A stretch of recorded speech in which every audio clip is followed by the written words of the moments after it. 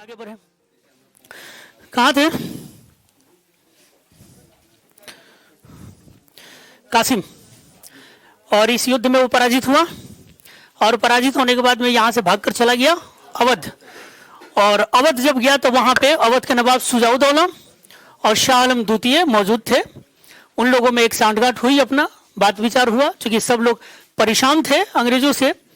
तो इसलिए इन लोगों ने सोचा कि क्यों ना हम तीनों इकट्ठे होकर इस बार अंग्रेजों को देख लिया जाए ना। तो और अंग्रेज भी अब तैयारी में थे कि अब इसको निपटाने की जरूरत है, बहुत लंबे समय तक इनको बचा कर रखने की कोई मतलब है नहीं। इसलिए वो भी युद्ध के लिए तैयार थे और ये भी युद्ध के लिए तैयार थे, तो होना ही था। नतीजा क्या हुआ? बक्सर हुआ। ठीक, अब ये मैं इसलिए नहीं लिख रहा हूं क्योंकि ये सब मेन हिस्ट्री में आप लोग पढ़े हैं, हम लोग खाली बिहार वाले पे फोकस कर रहे हैं। तो जब यहां हम देखें कि बक्सर का युद्ध हुआ जिसमें ट्रायो यानी जो त्रिसंधि थी वो बुरी तरीके से पराजित हुई और हेक्टर के नेतृत्व में, हेक्टर मुनरो था ना, हाँ, तो हेक्टर मुनरो के नेतृत्व में ब्रिटिशर्स यहाँ पे जीत गए। जीतने के बाद अभी क्लाइव यहाँ था नहीं जब युद्ध हो रहा था, लेकिन वो आया वहां से और इसी कारण संधि नहीं किया हेक्टर मुनरो ने, क्योंकि उसको था कि क्लाइव आएगा तो वही काम करेगा। क्लाइव आएगा तो 65 में हम देखते हैं इलाहाबाद की 2 संधियां हुई, नवाब के साथ और मुगल बादशाह के साथ। ठीक, इससे भी हमें कोई लेना देना नहीं है। लेकिन अब जो इसके बाद में एक नजमुद्दौला जो बंगाल का नवाब बनेगा मीर जाफर के बाद में आप देखेंगे, है ना, तो नजमुद्दौला बनता है और नाबालिग टाइप का था, उतना सोच समझ उसकी बहुत विकसित नहीं थी। इसलिए उसके साथ क्लाइव ने एक और धोखाधड़ी वाला काम किया और बोला कि तुम कर ले साइन। नहीं, तो नजमुद्दौला के साथ में और जो क्लाइव के साथ में जो संधि हुआ उसी को हम लोग डायरकी के नाम से जानते हैं, यानी बंगाल में द्वैत शासन। क्लियर है? दीवानी और निजामत का कॉन्सेप्ट मैंने उस समय भी आपको बताया था और वहां पे हम सिर्फ इतना बताकर निकले थे कि बंगाल में अलग और बिहार में अलग, और बिहार में राजा शिताब राय, ये अपने लिए इंपॉर्टेंट है। बंगाल से हम लोगों को कोई लेना देना नहीं है, हमें बिहार से मतलब है। तो राजा शिताब राय को इसने वहां का दीवान नियुक्त कर दिया, डिप्टी दीवान, मतलब वो अंग्रेजों के बिहार पे वहां से पैसा रेवेन्यू वगैरह सब कलेक्ट करेगा। ठीक, यहां तक हम लोग चर्चा करके और वो निकल गए थे। इसके आगे की कहानी आपको, जैसे शिताब राय कई बार पूछ चुका है, नहीं, आने वाले दिनों में अगर यहां से नया क्वेश्चन बनाता है तो एक प्रश्न ये बन जाएगा कि शिताब राय के जगह पर पहले कौन था, किसको हटाया और शिताब राय को बनाया, एक ये क्वेश्चन हो जाएगा। दूसरा होगा कि शिताब राय की मृत्यु के बाद में फिर कौन बना, बस में दो, और फिर उसमें कौन गवर्नर जनरल शामिल था, जैसे क्लाइव काम करेगा, इसमें हेस्टिंग्स भी शामिल होगा उसके बाद जो आने वाला है। नहीं, तो इनका 1-2 नाम है जो आप लोगों से पूछने की संभावना, अगर नया क्वेश्चन बनाता है तो, और अगर रिपीट किया तो शिताब राय तो सदाबहार है, वो तो आप लोगों से।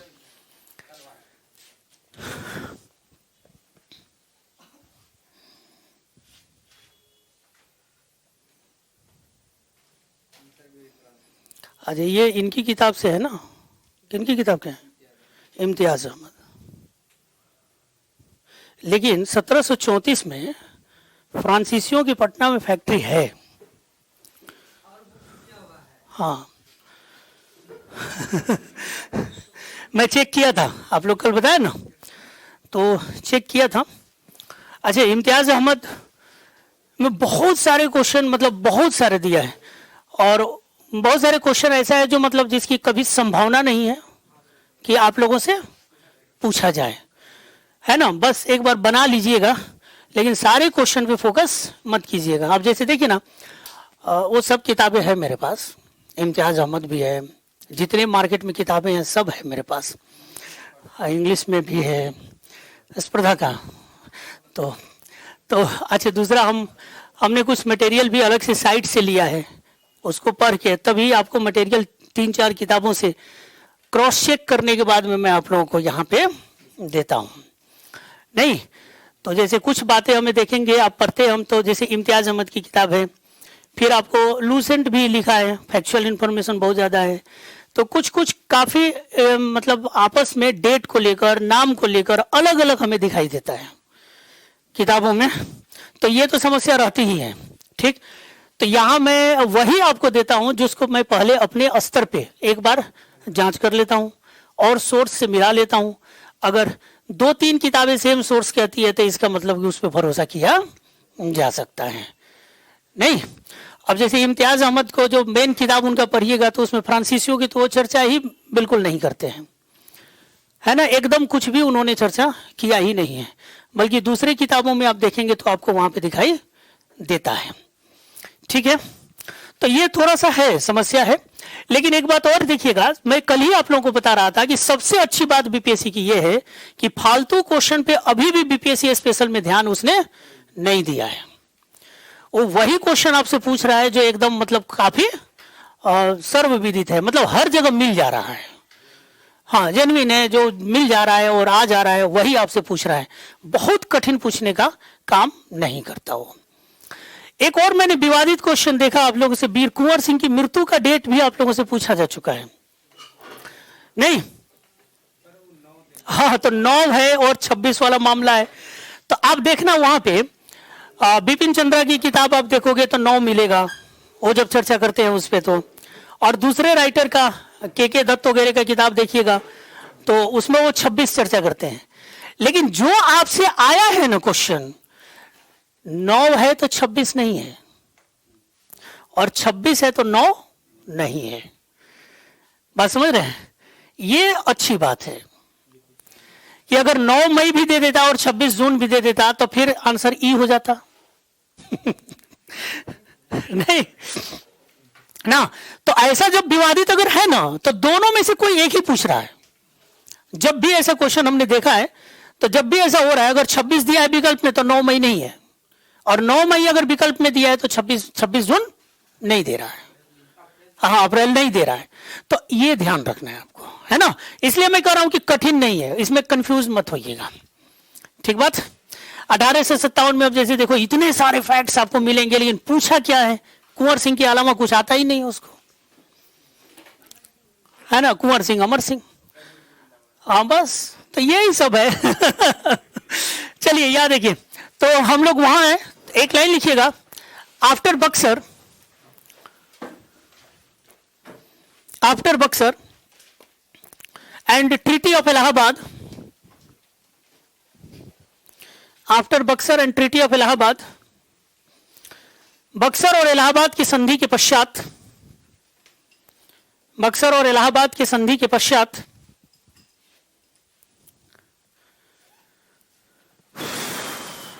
Clive appointed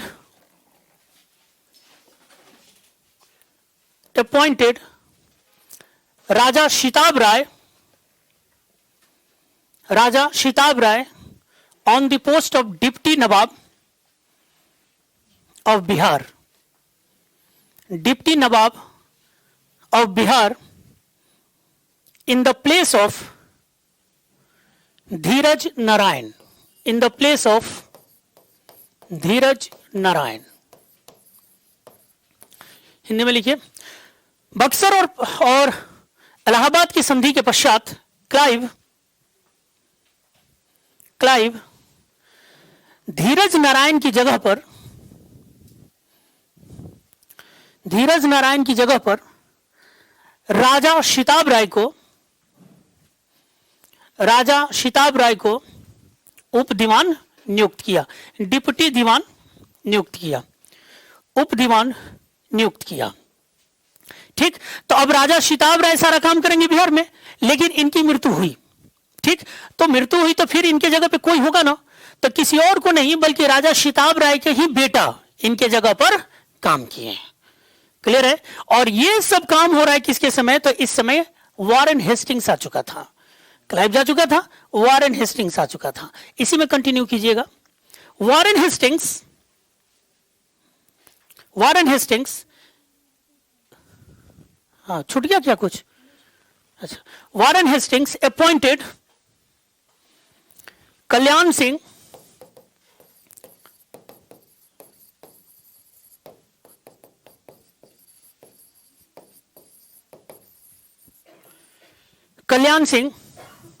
after the death of Raja Shitab राय।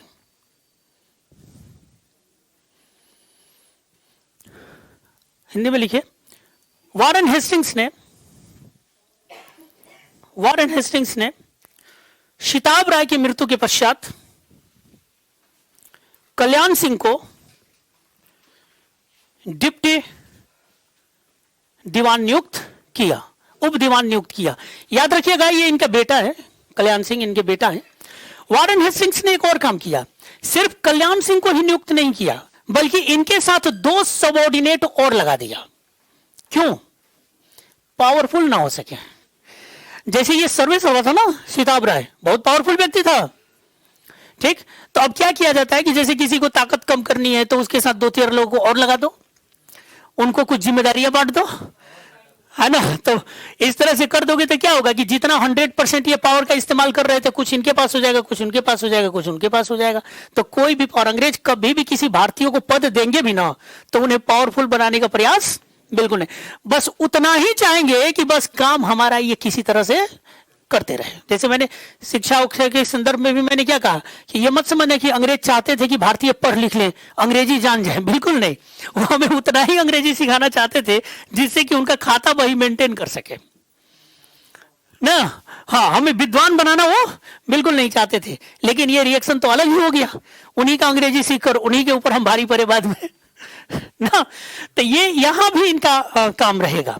एक और लिखिए, Warren Hastings also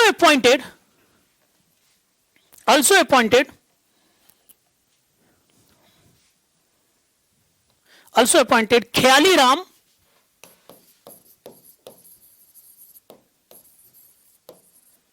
Khyali Ram and Sandhu Ram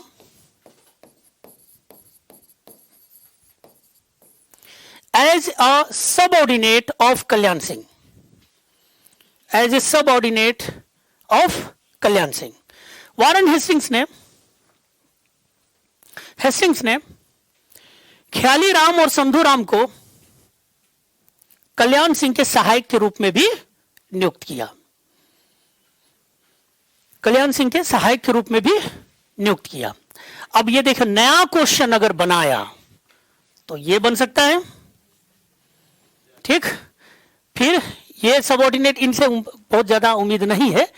यहां पे जानते हो कैसे बनेगा, जैसे ई वाला कॉन्सेप्ट है, कहेगा कि निम्न में से किसने बंगाल का उप दीवान का पद पे काम किया है या उप दीवान बनाया गया था, और उसमें आपका राजा शिताब राय तो एक रहेगा ही, दूसरा मान लो कल्याण सिंह दे दिया, नहीं तो आपके और एक दे देगा, पहला दे देगा राजा शिताब राय, बी में दे देगा ये कल्याण सिंह, सी में दे देगा तीसरा चौथा नाम, है ना, और डी 2 ही नाम ज्यादा हमें लग रहा है, और एक ई विकल्प होगा। मैक्सिमम लोग मुझे उम्मीद है कि वो सिर्फ शिताब राय लगाकर आएंगे, ठीक बात। लेकिन शिताब राय के बाद में ये रहा है सेम पद पे, कल्याण सिंह इन्हीं का बेटा है इनके मरने के बाद, तो इसका जवाब ई हो जाएगा फिर, नहीं। और शिताब राय पूछेगा तो कोई टेंशन ही नहीं है, वो तो आपको हमेशा एकदम जन्मजात याद है, कोई टेंशन नहीं। इसके बावजूद भी इन लोगों ने धीरे धीरे सत्ता क्या कर रहे थे, ये सब कुछ अपने अधीन कर रहे थे। अभी तो शुरुआती दौर में इन लोगों को क्यों नियुक्त किया, ये मैं आपको पहले भी बताया था। ये चाहते तो पलासी बक्सर के बाद ही पूरी भारतीय शक्तियों से पूरा अधिकार अपने हाथ में ले सकते थे, नहीं, और इनको कोई रोक भी नहीं सकता था। लेकिन ये अभी जनता का कोई विद्रोह लेना नहीं चाहते थे, इसी कारण सब होने के बाद भी बंगाल के नवाब को बनाकर रखे, मुगल बादशाहत को बनाकर रखे, और यहां पे भारतीयों को नियुक्त करके रखे, ताकि शुरुआती दौर में ही अंग्रेजों को जनता का विद्रोह का सामना ना करना पड़े। लेकिन आप देखेंगे कि धीरे धीरे इनके शक्तियों को कमजोर करना शुरू किया गया, और ये सारा अधिकार जो दीवानी वाला अधिकार है अब धीरे धीरे अंग्रेजों के हाथ में ट्रांसफर होने लगेगा। और इसी क्रम में ये लोग आगे बढ़ेंगे। और आप देखिएगा, ये भी क्वेश्चन आप लोगों से बीपीएससी में पूछा है कि 70 में एक काउंसिल का निर्माण होता है, रेवेन्यू काउंसिल, सुना है ना, क्वेश्चन आ चुका है। तो उसमें रेवेन्यू काउंसिल, उसमें कौन था अध्यक्ष, कौन था मेंबर, उसका भी काम क्या था, यही सब देख रेख करना। अब देखना, उसमें अंग्रेज को सामने ला देंगे, एक व्यक्ति उसमें अंग्रेज आ जाएगा। उसके बाद 76 में और उसको परिवर्तन करेंगे और चीफ का नाम दे देंगे, और तब मैक्सवेल बन जाएगा सर्वासारी, माने अकेले वही हो जाएगा। देखिए कैसे धीरे धीरे स्टेप बाय स्टेप ये लोग आगे बढ़ेंगे। ये चाहते तो उस समय भी बना देते थे, रेवेन्यू कमेटी बना देते और उसमें अंग्रेज शामिल कर देते, लेकिन हो जाता विद्रोह। लेकिन जैसे जैसे अभी कमजोर होते जाएंगे, धीरे धीरे अपनी ताकत बढ़ाते चले जाएंगे ना। लिखिए एक line, in 1770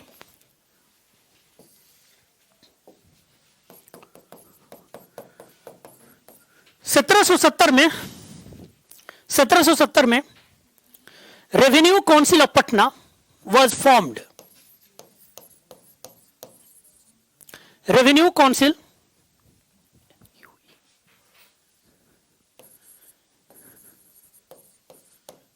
Council of Patna was formed. या सिर्फ इतना भी लिखिए कि रेवेन्यू काउंसिल ऑफ पटना का निर्माण हुआ, जिसका प्रेसिडेंट, पीआर लिख देंगे तो समझ में आ जाएगा ना, प्रेसिडेंट समझिएगा इसको, प्रिंसिपल मत समझ जाइएगा, James Alexander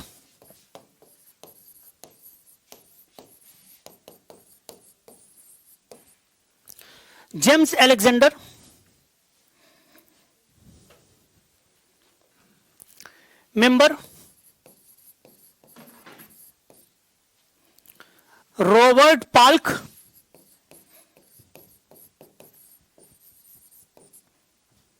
Vensi tort, Shitab Rai. Vansittart, Shitab Rai, इनका काम क्या था कि रेवेन्यू पे कंट्रोल करना, कितना वसूला जा रहा है, अंग्रेजों के पास जा रहा है कि नहीं जा रहा है। क्योंकि ये जो होते थे लोग ना यहाँ पे डिप्टी नवाब, ये बड़ा भ्रष्ट भी तो थे। नहीं, पता चला कि बिहार से राजस्व तो वसूले लेकिन वो बंगाल पहुंचा ही नहीं ना। तो इसलिए ये भले अंग्रेजों ने एक्सेप्ट तो इसलिए कर लिया क्योंकि ये सब विरोधी रूप में थे, लेकिन अगर चोरी करने की आदत है तो ये तो होगा ही। तो जब ये अपने नवाबों से चोरी किए हैं लोग, तो अंग्रेजों से भी चोरी करेंगे। तो इन सब पे नियंत्रण स्थापित करने के लिए रेवेन्यू काउंसिल ऑफ पटना बना, ठीक। और इसमें देखो, एक जेम्स अध्यक्ष अलेक्जेंडर है, रॉबर्ट पार्क अंग्रेज है, वेंसी टॉर्ट ये बाद में गवर्नर भी बनता है, वेंसी टॉर्ट, और एक राज रख दिया शिताब राय, जिनकी कोई औकात नहीं होगी इसमें। नहीं, 1 2 3 4, 4 का मतलब अगर बहुमत देखा जाए तो 50+1 यानी 3, और 3 सदस्य कौन है, यानी ये रोर कर मर कर जान भी दे देगा तब भी इसकी बात नहीं मानी जाएगी। ये सिर्फ एक दिखावटा था कि देखो भारतीय भी हैं। नहीं, तो ये 4 सदस्यों को बना दिएगा। इसका काम यहां पे लिख लीजिएगा, to control over revenue, to control the revenue, control the revenue यानी भू राजस्व पर नियंत्रण स्थापित करना, भू राजस्व का नियंत्रण करना इसका प्रमुख उद्देश्य। बाद में इसको इसी काउंसिल का रेवेन्यू काउंसिल ऑफ पटना जो था, इसका नाम चेंज कर दिया गया और इसका नाम बदल गया 1781 में। 1781 में इसको रीनेम्ड किया गया, ठीक। और नाम बदलकर इसका रख दिया गया revenue chief of Bihar, revenue chief of Bihar. यह अलग से कोई संगठन नहीं है, इसी का नाम चेंज किया गया और इसका रख दिया गया रेवेन्यू चीफ ऑफ बिहार। और अब इसका एक ही व्यक्ति होगा, एक ही आदमी चीफ होगा ना। अब पूरी की पूरी तरह से कौन किसके पास चला गया, वही मैक्सवेल। तो लिख लीजिएगा, इसका चीफ था विलियम मैक्सवेल।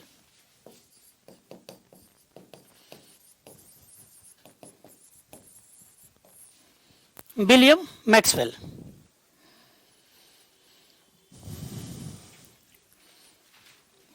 अब ये सब आपके लिए नए क्वेश्चन, ये तो पूछ चुका है, ये नहीं पूछा है, ठीक।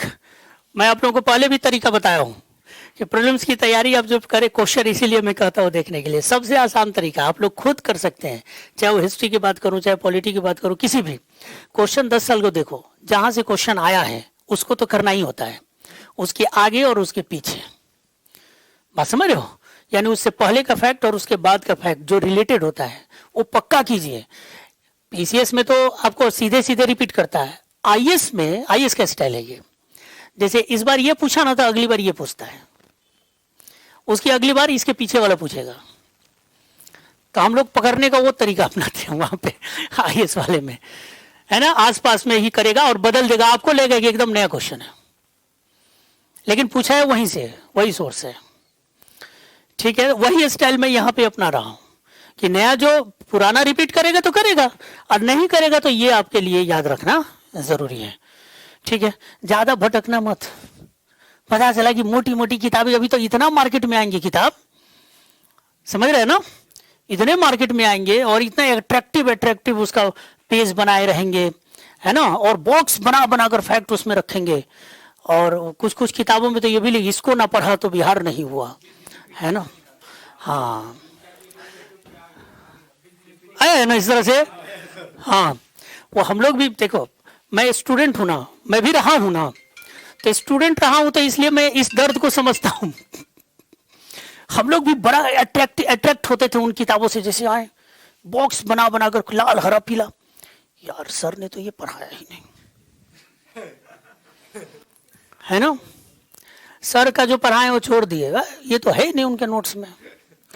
और ये किताब खरीद लिया, और हमें ये नहीं पता चल रहा था उस समय कि जो ये बॉक्स बनाकर दिया है इतना बढ़िया से, असल मार्केटिंग कर रहा है ना। प्रकाशन का उद्देश्य आपका सफलता नहीं है, किताब बेचना है, समझ रहे हो ना, और बेचना है उसका उद्देश्य, तो बेचने के लिए वो अट्रैक्टिव तो बनाएगा ही। जब तक दुकान सजाएगा नहीं तब तक ग्राहक आएंगे कैसे? नहीं, हम लोगों का उद्देश्य पैसा है, थोड़ा बहुत कमाना, ऐसा नहीं है, थोड़ा बहुत है। लेकिन ज्यादा उद्देश्य है आपकी सफलता, क्योंकि हम लोग जानते हैं कि आप सफल होंगे तो दूसरे को रिकमेंड करोगे, और आप अगर नहीं होगे तो कभी नहीं बताओगे उससे पढ़ रहा ना, बहुत फालतू पकाता है क्लास में, मत पढ़ रहा उससे, नहीं। और सिलेक्शन हो जाएगा तो आप आभारी रहते हो, मुझे इतना भरोसा है ना। जब भी आओगे तो मिलोगे, नहीं। हाँ चलो। तो विलियम मैक्सवेल, एक और यहाँ पे इसी के बीच में, ये तो हमने इसलिए एक साथ जोड़ दिया ना क्योंकि इसी का ये नाम था, इसलिए इसी बीच में 1777 यानी 77 में एक और बना जिसे हम लोग कमिटी ऑफ थ्री कहते हैं। Committee of three, sorry council of three, यानी त्रिसदस्यीय परिषद, council of three,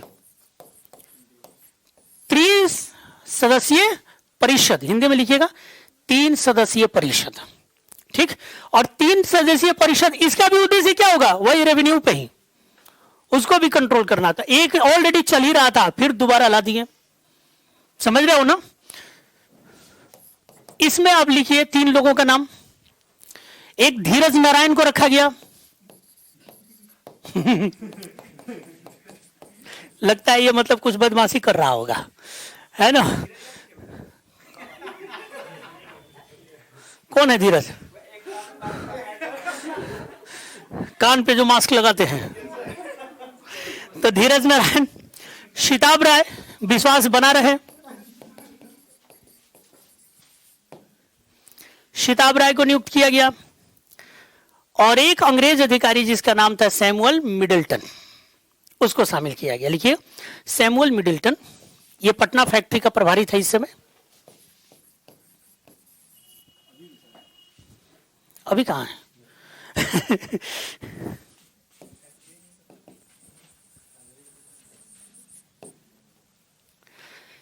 Samuel Middleton, इनका भी रेवेन्यू से ही संबंधित काम रहेगा। इतना सब कुछ होने का बाद बताओ, खूब राजस्व वसूलेंगे और किसानों को देंगे नहीं, भारतीयों को देंगे नहीं, तो क्या होगा? और उससे पहले और पहले असंतोष की नहीं, विद्रोह हो जाएगा ना, असंतोष की भावना है, और उसका साइड इफेक्ट भी आएगा। असंतोष कैसे होगा? जब तक साइड इफेक्ट नहीं होगा तब तक कैसे होगा? नहीं, और साइड इफेक्ट क्या होगा? अकाल आएगा, भूखमरी बढ़ेगी। नहीं, मान लो कि हम 10 केजी अनाज उपजाएं और तुम 8 केजी लेकर चले गए, ठीक, उसके बाद में अनाज भी ले जा रहे हो, तुम्हारा काम है जब भू राजस्व ले रहे हो तो हमें सिंचाई सुविधा भी तो दो। ये दे नहीं रहे थे, क्योंकि इनका ध्यान खाद्य फसलों पे नहीं था, इनका ध्यान कैसा था? कच्चे माल, जैसे रॉ मटेरियल जो ले जा सके, ये चावल गेहूं लेकर जाना नहीं चाहते थे, इसलिए अंग्रेजों का ध्यान खाद्य पदार्थों पे ना के बराबर होगा। ठीक, सबसे ज्यादा ऐसे फसलों पर इनका ध्यान होगा जो नगदी फसल होगा, नहीं जिसको हम कैश क्रॉप कहते हैं, ताकि उनको आसानी से बेचा जा सके। कि जैसे गन्ना हो गया, जैसे कपास हो गया, जैसे अफीम की खेती की बात हो रही है ना, तो इन सब पे, नील की बात हो रही है, इन पे ये ज्यादा ध्यान देंगे। और आप सबको पता है कि ये फसल लगातार होगा और बड़ी संख्या में होगा तो फर्टिलिटी घटती है ना, तो घटेगी, तो फर्टिलिटी घटेगी तो इसका मतलब कि स्कार्सिटी होगा, अनाज का उत्पादन कम होगा, और कम होगा तो लोग भूखे मरेंगे कि नहीं मरेंगे, है ना। 20 केजी अनाज की आवश्यकता है और उत्पादन 5 ही केजी हो रहा है, तो क्या होगा, मरेंगे मरेंगे। तो अकाल आएगा, तो अकाल आएगा तो उस अकाल से निपटने के लिए ये बेचारे कुछ काम भी करेंगे। ऐसा नहीं है, मत समझना कि एकदम नहीं करेंगे ना, क्योंकि इनको थोड़ा सा अपना नेचर भी दिखाना था कि भाई हम भी इंसान हैं। नहीं, जंगल में बंदर कैसे उछल कूद मचाता है, हाँ, तो उसी तरह से उछल कूद भी मचाएंगे ये काम कि देखो मैं काम कर रहा हूं, ऐसा नहीं है। अब देखो उसका परिणाम नहीं मिल रहा है तो मैं क्या करूं, लेकिन मैं मेहनत तो कर ही रहा हूं। और इसी मेहनत के क्रम में बेचारे ये सोचेंगे कि एक स्टोरेज बना लिया जाए जिसमें अनाज उनाज रखा जाएगा, और वही स्टोरेज बनेगा जिसको हम लोग कहेंगे पटना का गोल घर। देख जा रहे हो ना, तो पटना का गोल घर आप लोगों से जैसे कब बना, पटना का गोल घर का उद्देश्य क्या था, तो कुछ नहीं, यही अनाज स्टोर करना। देखो कितना बढ़िया गोदाम, आज हम लोग उसको टूरिस्ट प्लेस के रूप में उससे भी पैसा कमाते हैं ना तो नहीं, अब हो रहा है सर, अब हो रहा है, अब हो रहा है। देखो जानते हो, अपने यहाँ भले चाहे मुगलों ने बनवाया, चाहे आपको अंग्रेजों ने बनवाया, ऐसे ऐसे प्लेसेस इन लोगों ने बनवा दिया। साउथ में जाकर देखो मंदिर इतने शानदार शानदार है कि अगर हम लोग थोड़ा सा दिमाग लगाए ना तो बहुत पैसा, बढ़िया पैसा कमा सकते हैं। नहीं नहीं कमा सकते हैं, तो मुर्दों को दिखा दिखा कर पैसा ले लेते हैं हम। क्या समझते हो ताजमहल में कौन है?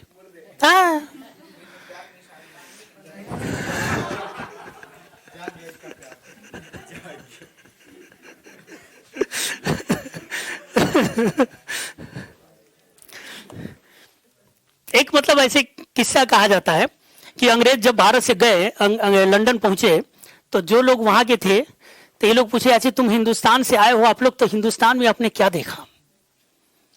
तो उन्होंने कहा कि एक बड़ा ही अजीब तरह का माहौल मैंने हिंदुस्तान में देखा। तो बोला क्या? वहां जिंदों पर मुर्दा हुकूमत करता है।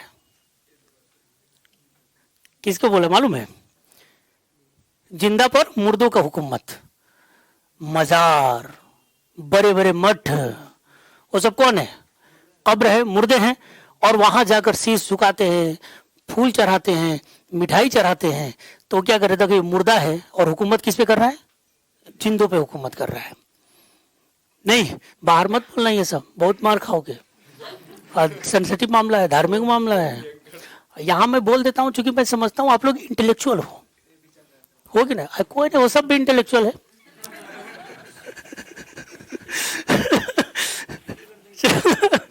तो लिखिए गोल घर वही तो बनवाए थे, वही बनवाए थे। लिखो लिखो 83 में अकाल पड़ा बिहार के इलाके में।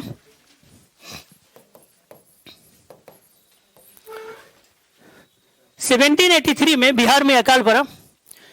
इस समय वारेन हेस्टिंग्स था, वही था ना, वारेन हेस्टिंग्स। उसके बाद कौन आता है? कर्नवालिस। कर्नवालिस कब आता है? 86 में। अब सुन लीजिए, यहां पे गोल घर बनाने का आदेश अगर पूछे तो वारेन हेस्टिंग्स, लेकिन बना किसके समय में? कर्नवालिस के समय। याद रहेगा? ये दोनों याद रखना। हाँ, अब बनाने वाला है वो भी लिखवा देता हूं कि किसने जो आर्किटेक्चर उसका तैयार किया था। ठीक, जब ऑर्डर पूछे कि गोल घर बनाने का आदेश किसने दिया था? Warren Hastings. लेकिन किसके समय में बनकर तैयार हुआ? तो कर्नवालिस। 86 में तैयार होता है, 2 साल लगा था बनने में, 84 से 86। तो जिसके समय कंप्लीट हो जाएगा इनॉग्रेशन वही करेगा ना, तो इसलिए उसी का शासनकाल माना जाता है। तो फेमिन जब 83 में आया तो यहां पे अकाल आने के कारण समस्याएं हुई। जॉन शोर का नाम सुने होंगे आप लोग, है ना? वो भी यहां से जुड़ा, उसका भी सलाह था। जॉन शोर ही बेसिकली सलाह दिया था कि एक अनाज स्टोरेज बनाया जाना चाहिए, और फिर वही कहता है कि भू राजस्व नीतियों में हमें परिवर्तन करना चाहिए, और परिवर्तन वही सलाह देता है परमानेंट सेटलमेंट का, जो कर्नवालिस लागू करता है। जॉन शोर नाम सुने हो? रेवेन्यू ऑफिसर था, वो भी इकोनॉमी की अच्छी सूझबूझ रखता था, उसी ने सलाह दिया था। तो कहा जाता उसी के सलाह पर यहाँ पे गोलघर भी बनता है और उसी के सलाह पे कॉर्नवालिस लेकर आता है परमानेंट सेटलमेंट। क्लियर? तो लिखिए यहां पे एक लाइन कि गवर्नर जनरल वारेन हेस्टिंग्स, खाली लिख लो Hastings, Warren Hastings, Warren Hastings HASTINGS, Hastings, Warren Hastings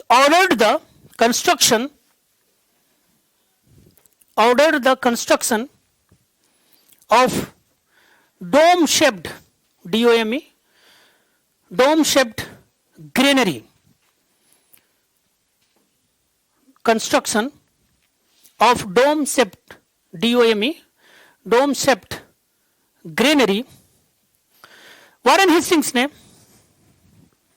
गुंबद नुमा कहेंगे ना इसको, गुंबदाकार है ना, वारेन हेस्टिंग्स ने गुंबदाकार अन्नागार बनाने का आदेश दिया, गुंबदाकार अन्नागार बनाने का आदेश दिया। परिणाम स्वरूप क्या बना? गोल घर। ठीक, क्या बना? गोल घर। गोल घर पटना में, लिख लीजिएगा। गोल घर का निर्माण 1784 से लेकर 1786, 2 साल लगा बनने में। और जब ये फाइनली बनकर तैयार हुआ तो इस समय कौन था? कॉर्नवालिस। ऐसा ही लिख लीजिए, कोई भाषा वैसा लिखने की बहुत जरूरत नहीं है, शॉर्ट में लिखिए। और इसका आर्किटेक्चर लिख लीजिएगा, जॉन गारस्टीन,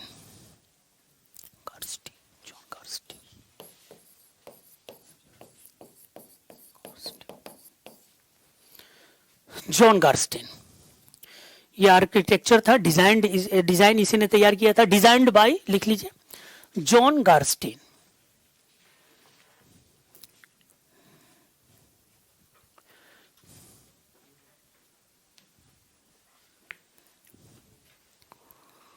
क्लियर?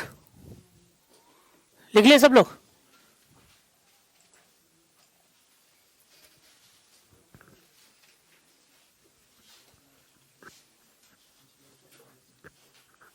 मयंक राज, जानते हो आप लोग किसी को?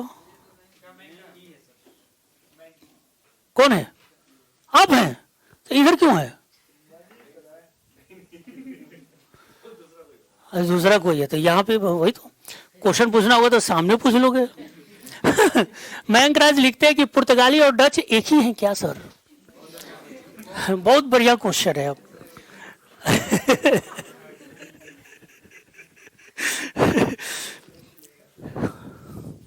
क्या बोलूं तुझे, अब बताओ।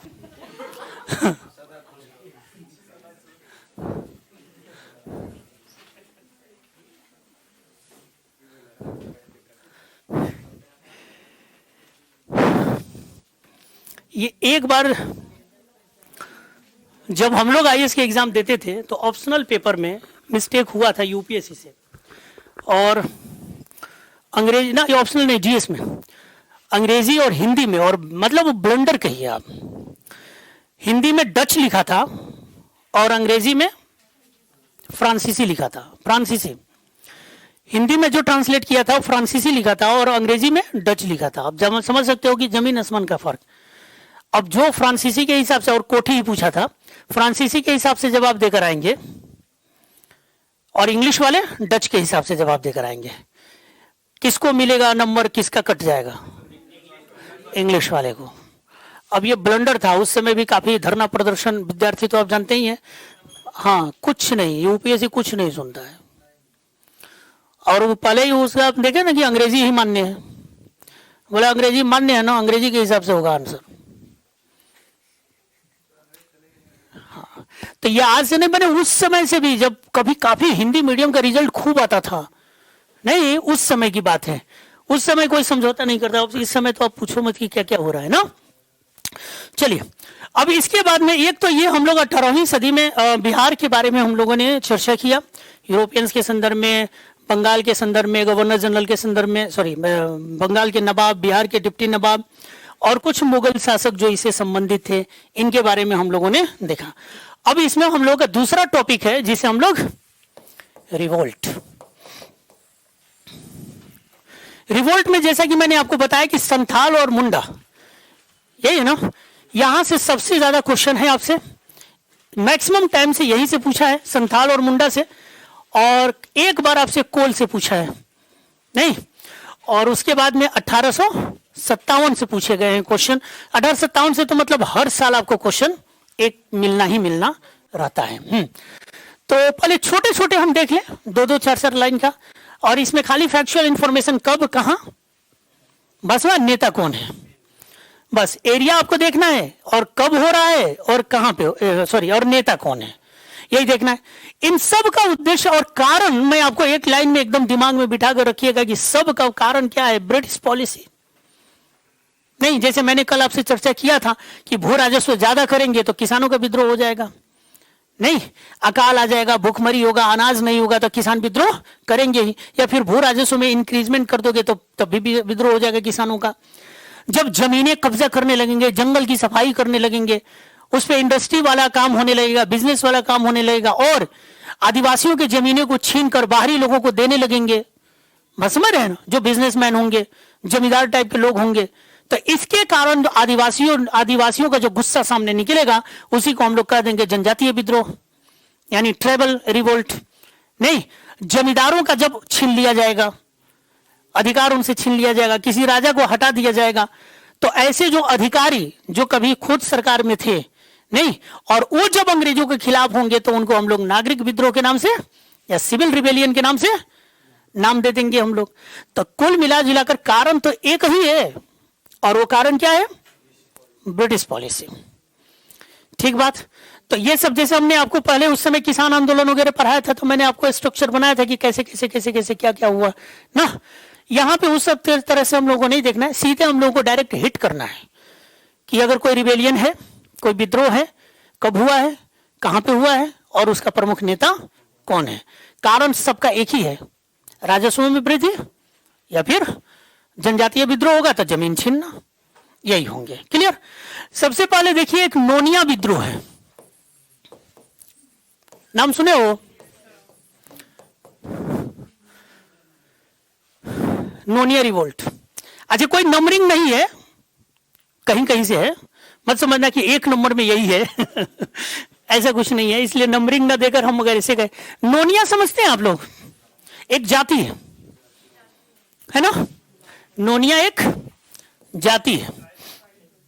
हाँ, मतलब बिहार, ये बहुत मेहनती लोग होते हैं, जमीन से जुड़े हुए लोग होते हैं ना, काम बहुत करते हैं। बेसिकली इनका जो प्रोफेशन था शुरुआती दौर में, नमक बनाना और शोरा, साल्ट पीटर और साल्ट का निर्माण करना, इसी से ये लोग जुड़े हुए थे। सोडा बनाते थे कच्ची सामग्री के रूप में, नमक कच्ची सामग्री के, और इसे अंग्रेज क्या करते थे कि सस्ते दरों पर इनसे खरीद लेते थे, और जैसे सोडा इनसे ले लिए, प्रोसेसिंग करेंगे और फिर महंगे दरों पर ये फैक्ट्री को सेल करते थे, बेचते थे। तो शुरुआती दौर में तो जब तक पता चला इन लोगों को कुछ नहीं चाहते, चलो ठीक है जैसे हो रहा है वैसे हम काम कर रहे हैं। जब इनको पता चला कि यार हमसे सस्ता में खरीद रहा है और फैक्ट्रियों को ये बहुत महंगा में बेच रहा है, तो इसका मतलब ये मीडिएटर बीच में है, ये तो खून चूस रहा है मेरा। तो इन लोगों ने कहा कि या तो तुम कीमत बढ़ा दो और नहीं तो हम डायरेक्ट सेल करेंगे। नहीं, हम क्या करेंगे, हम स्वयं फैक्ट्री को हम दे देंगे, क्योंकि एक्सक्लूसिव में इस्तेमाल होता था सोडा और खूब। तो अब जब ये कहेगा कि हम डायरेक्ट बेचेंगे, चाहे आप कीमत बढ़ा दो, अंग्रेज ना तो कीमत बढ़ाएंगे और ना आपको डायरेक्ट बेचने देंगे। तो जब ये ना कीमत बढ़ाएंगे और ना बेचने देंगे तो इनके मन में असंतोष की भावना तो आएगी, और आएगी तो ये कर देंगे विद्रोह। और विद्रोह क्या करेंगे, ना बेचेंगे तुमसे, नहीं, और ना बेचेंगे तो भाई अंग्रेज हैं, कुछ दिन तक तो समझाएंगे, मान जा भाई, नहीं अभी इतने में काम चला ले, नहीं मानेंगे तो उसके बाद में दमन हो जाएगा। और इनके पास में कुछ है ही नहीं बेचारे, खाली शरीर से बने होने हैं, मेहनती लोग हैं, इसलिए शरीर ठीक है, लेकिन जहां डंडे पड़ेंगे और गोली चलेंगी वहां पे सब खत्म हो जाएगा। यानी अंग्रेज इस बात को बिल्कुल नहीं मानेंगे और पूरी तरह से इसको क्रश कर दिया जाएगा। इसी को यहाँ पे नोनिया रिवोल्ट के नाम से जाना जाता है। नहीं, हमारे यहाँ एक काम करते थे छट्टू भाई, तो माने वर्कर थे, तो मेहनती, ऐसे भी देखना श्रम करने वाले लोग शारीरिक रूप से बड़ा मजबूत होते हैं, बहुत खाते थे, अच्छा, जो श्रम करते हैं उनका वजन ज्यादा होता ही है। आप जैसे हम लोग जैसे स्टूडेंट लाइफ में, पता ना आप लोगों का क्या डाइट है पता नहीं। हाँ, आओ जो 8-10 रोटी तो खा ही लेते होगे तुम लोग।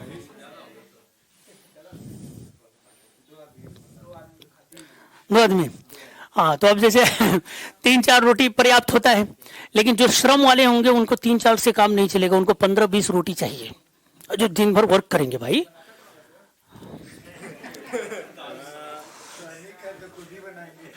खुद भी बनाएंगे, उनकी पत्नी बनाएंगी, और कौन बनाएगा? नहीं। तो अक्सर हम लोग कहते हैं, हमारे यार ये छट्टू भाई बहुत खाते हो यार तुम ना, इतना इतना आप लोग खाते हैं। तो वो कहते थे कि, अक्सर कहा करते थे कि पेट, भोजपुरी समझते हो, समझ आते हो? तो कहते थे कि पेट फाटे और पीठ चरचराए तब नुनिया के खाई कहाए। समझ रहे हो? यानी तब तक वो खाना नहीं होगा जब तक पेट फटने को तैयार ना हो जाए ना, तब तक इसका मतलब समझ लो कि पेट अभी मरा नहीं। और सही में 15-20 रोटी खा जाते थे हम अकेले ना। तो खैर चलिए, लेकिन अब उनके घर की जो लोग काम नहीं करने वाले वो नहीं खाएंगे, क्योंकि श्रम जो जितना ज्यादा करेगा ना उसका उसी हिसाब से डाइट होगा ना, नहीं छोड़ेगा ना। तो इस जाति का प्रमुख प्रोफेशन क्या था? तो साल्ट, लिखते जाइए, और शाल्ट पीटर, नमक और शोरा, नमक और शोरा का निर्माण करना इनका प्रमुख काम था।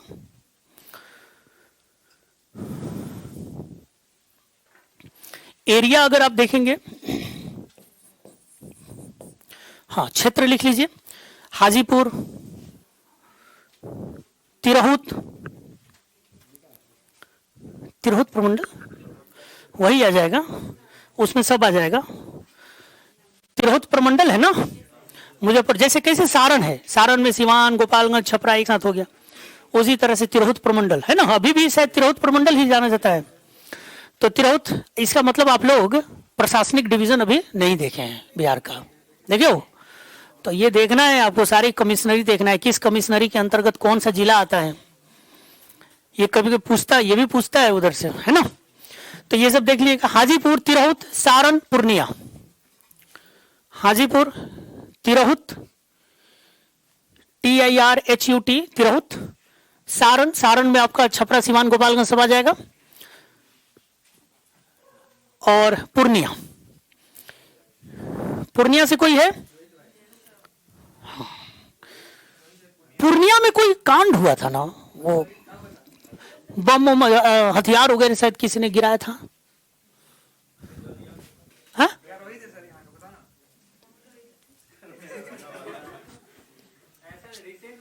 रिसेंट नहीं है, रिसेंट नहीं है, बहुत पहले, हाँ, कोई किया था ऐसा। हम लोग स्टूडेंट लाइफ में थे तब से हम लोग सुने थे, वो हेलीकॉप्टर से हथियार गिराए गए थे।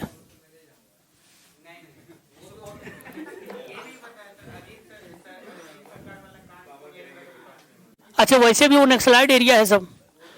आपको 2 ग्रुप उधर कौन का चलता है, एक माओवादी चलते हैं और एक रणवीर सेना, अक्सर संघर्ष वाला इलाका है। पूर्णिया किसका घर है, रणवीर सेना का कि माओवादियों का? नहीं पता, अब नहीं है।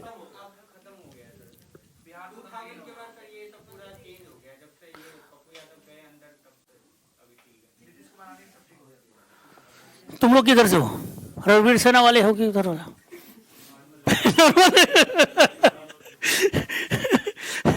चलो,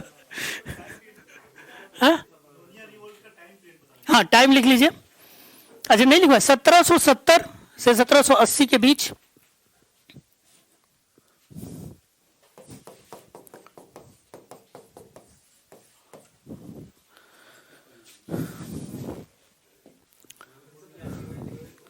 ठीक, अच्छा कोई बात नहीं। एक तमर रिवोल्ट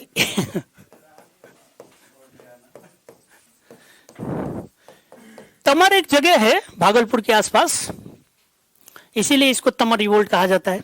इलाका का नाम है, जाति मत समझिएगा, चाहे किसी व्यक्ति का नाम नहीं है। तमर revolt 1789 to 1832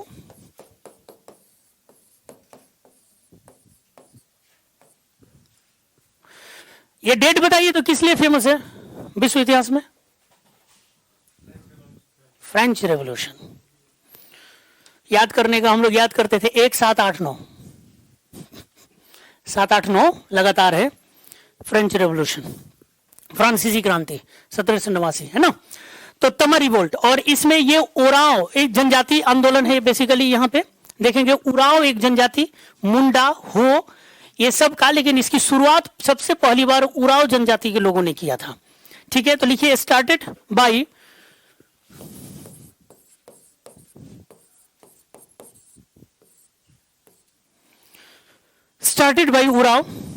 Oraon tribe plus Munda Ho, ये सब जनजाति हैं, है ना। कोल बाद में ये लोग शामिल हुए, लेकिन बेसिकली इन्हीं का है, ये शुरुआती दौर में इन्हीं लोगों ने शुरू किया था। और कारण अगर देखा जाए, कॉजेज देखा जाए, तो एग्रेरियन सिस्टम के खिलाफ जो अंग्रेजों ने एक तरह से कृषि व्यवस्था लागू किया था, उसी के खिलाफ। कृषि व्यवस्था क्या अंग्रेजों ने नया क्या लागू किया होगा? दूसरी बात, जैसे आदिवासियों में आप देखना, आप लोग पढ़े होंगे, बदल बदल कर खेती करना, यहां से वहां शिफ्टिंग कल्टीवेशन करना। तो इन सब चीजों से अंग्रेजों ने क्या किया? इनको रोका। यानी नया कृषि व्यवस्था ये लोग लाए कि अंग्रेज ये कहे कि जैसे हम कह रहे हैं वैसा ही करिए, जो हम चाहे उपजाने के लिए वही आप उपजाइए, जहां हम कहें वैसा ही कीजिए। तो अब जब ये सब काम यहाँ पे होने लगेगा, तो एक याद रखना, आदिवासी ग्रुप जो है, आप देखेंगे वो बड़ा स्वाभिमानी ग्रुप था, गरीब थे, जंगल में अपना जीवन व्यतीत। ऐसे भी देखना, जो प्रकृति के नजदीक ज्यादा रहता है वो बहुत ही दिमाग का बेहतर इंसान होता है, नहीं छल कपट उसके अंदर कम होता है। हालांकि अब तो सारा कॉन्सेप्ट ही बदल गया है। जैसे पहाड़ी लोग बहुत ईमानदार, आप सब अक्सर नेपाली को हम लोग क्यों कहते हैं कि बहुत अच्छे, देहरादून क्या, उत्तराखंड, काठमांडू, हाँ। तो जैसे आप देखिएगा कि पहाड़ी लोग जो होते हैं वो बहुत ईमानदार होते हैं। क्यों होते हैं सोचा कभी? जैसे उत्तराखंड आप चले जाइए, आज भी गार्ड के रूप में नेपाली लोगों का बड़ा ही महत्व होता है, बहादुर के नाम से जाने जाते हैं। हाँ, और यह अंग्रेजों का दिया हुआ नाम है। और बड़ी मजे की बात बताऊं, आज भी इसी कारण गोरखा रेजिमेंट, महारानी विक्टोरिया के जो अंगरक्षक ग्रुप है, उनमें से एक ग्रुप अभी भी गोरखा है वहां, अभी भी है, आज भी है। और ये शुरू वहीं से हुआ था 1857 में भी। अब देखिएगा, जब मैं पढ़ाया था तो मैंने क्या कहा था कि गोरखा रेजिमेंट ने अंग्रेजों का साथ दिया था, मतलब ईमानदारी वाली भावना कि हमने कंपनी की नमक खाया है तो इसलिए मैं इनके साथ गद्दारी नहीं करेंगे, बस समझ रहे हो। तो इसलिए कहा जाता है कि ये बड़ा ईमानदार मतलब होते हैं। और ये लोग जमीन वगैरह से जुड़े हुए थे, जंगल में प्रकृति के साथ रहते थे, इसलिए बेसिकली अपने अंदर कोई हस्तक्षेप अंग्रेजों का नहीं स्वीकार करते थे। नहीं, और इनको कुछ नहीं चाहिए था भाई, इनको ये चाहिए था कि मस्त हम अपने जंगल में जैसे जी रहे हैं वैसे हमें जीने दो, उसको आपसे कोई लेना देना नहीं था। सुनामी याद है आप लोगों को? हाँ, सुनामी जब आया था तो अब मालूम है ना कि अंडमान निकोबार का क्या स्थिति था। तो जब बचाव दल उधर गया तो जो वहां के आदिवासी ग्रुप था, सुनामी का प्रभाव उसके ऊपर नहीं हुआ था। बड़ी इंटरेस्टिंग बात थी उस समय के लिए, हम लोग स्टूडेंट थे और उस समय हम लोग ये पढ़ रहे थे, बहुत रिपोर्ट सारे आए थे। उनको पहले ही पता चल गया था कि सुनामी आने वाला है, और इसलिए वो लोग वहां से निकलकर ऊंचे जगहों पर पूरे फैमिली के साथ सुनामी से कुछ दिन पहले ही चले गए थे। अब देखो, जो लोग जिस माहौल में रहता है ना, उनको वहां के सिचुएशन के बारे में पता रहता है। मौसम आप गांव में जाकर देख लो ना, जो आप ज्योग्राफी में पढ़ते हो ना कि बादलों का कई रूप है, कि ये बारिश वाला बादल है तो ये खिसिर अंधेरा, सुना हो ना, पढ़े हो ना। गांव के लोग को जा लो, एक भी ज्योग्राफी का जी नहीं आता है, लेकिन वो बादल का रंग देखकर बता देंगे कि आज बारिश होगी, है ना। हाँ बिल्कुल। तो उसके अब उनको जानकारी नहीं है, ज्योग्राफी की जानकारी नहीं है, लेकिन बता देते हैं ना, अनुभव। उसी प्रकार से इन लोगों को भी इन सब चीजों से, दुनियादारी से कोई विशेष मतलब नहीं थी। लेकिन जैसे ही यहाँ पे अंग्रेजों ने नया कृषि व्यवस्था लागू किया तो इनको समस्या होने लगी। और नया कृषि व्यवस्था में क्या था, इनकी जमीनें इनके हाथ से निकल रही थी। नहीं, जंगलों का सफाया हो रहा था, यानी भूमि का विस्तार हो रहा था। तो जंगल का सफाया होना यानी इनको क्या लगेगा कि ये हमारे आंतरिक मामलों में हस्तक्षेप करे, नहीं हमारे जीवन रहन सहन में हस्तक्षेप कर रहे हैं, तो इसलिए विद्रोह तो करेंगे ही करेंगे ना। तो कॉजेज में लिख लीजिएगा यहां पे,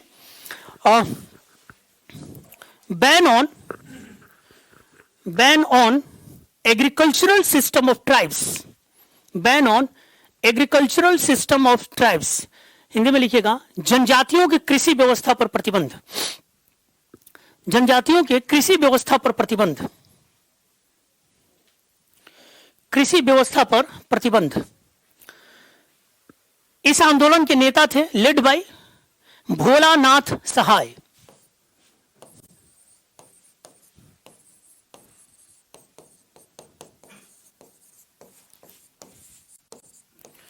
भोलानाथ सहाय।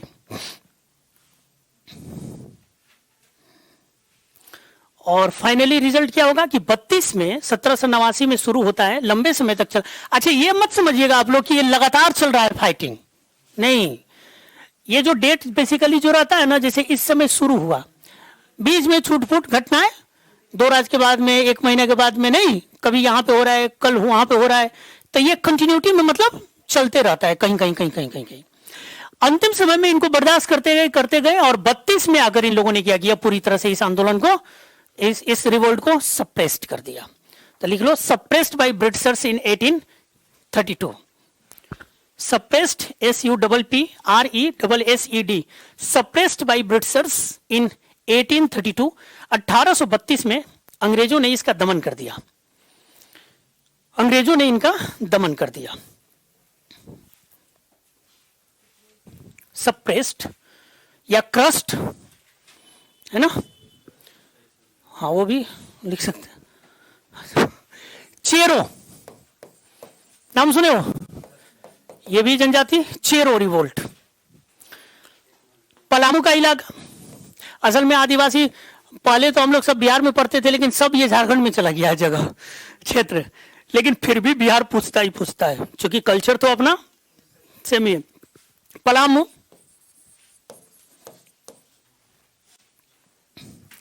पलामू का इलाका, चेरों का एक राजा हुआ करते थे, चेरों के एक राजा हुआ करते थे जिनका नाम था छत्रपति राय।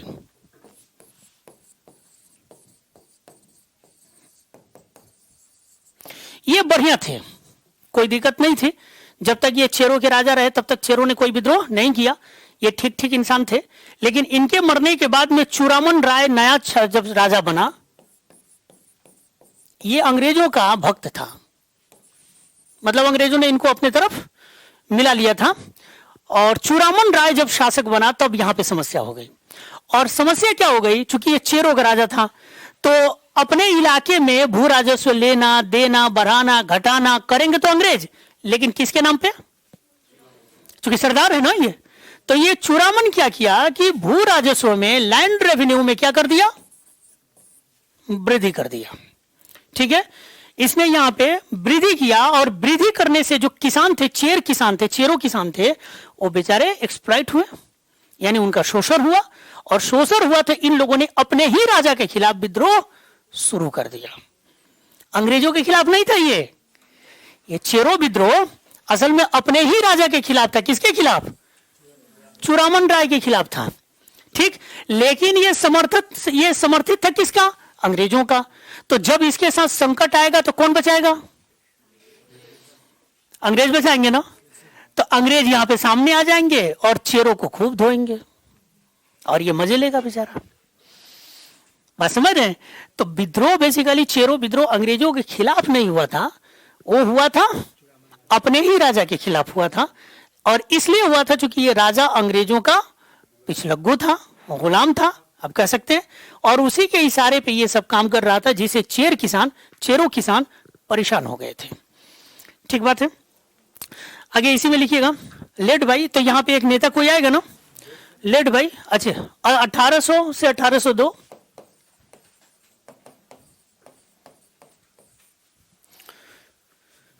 इन चेरों किसानों का नेतृत्व किया सरदार भूषण सिंह। अच्छा, सरदार का मतलब क्या समझ रहे हैं? हाँ?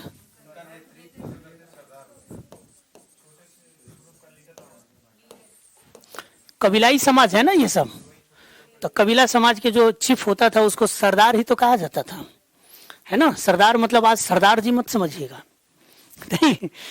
तो सरदार, तो इसलिए यहाँ पे जो नेता होंगे उनको सरदार कहा जाएगा। सरदार ये नाम नहीं है, नाम तो इनका भूषण सिंह ही है, ठीक।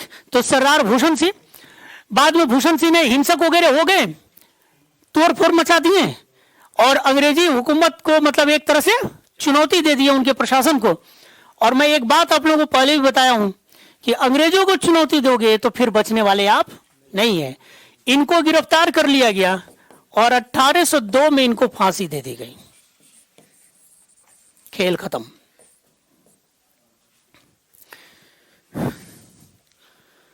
अठारह सौ दो में भूषण सिंह को फांसी दे दी गई।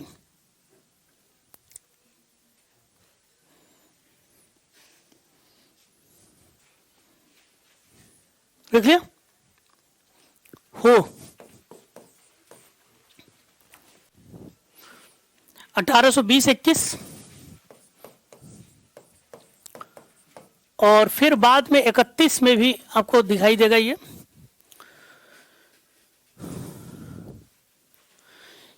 भी हो जनजाति अपने राजा के खिलाफ ही विद्रोह किया था। राजा परहत इसके राजा थे। हो जनजाति अगेंस्ट राजा परहत।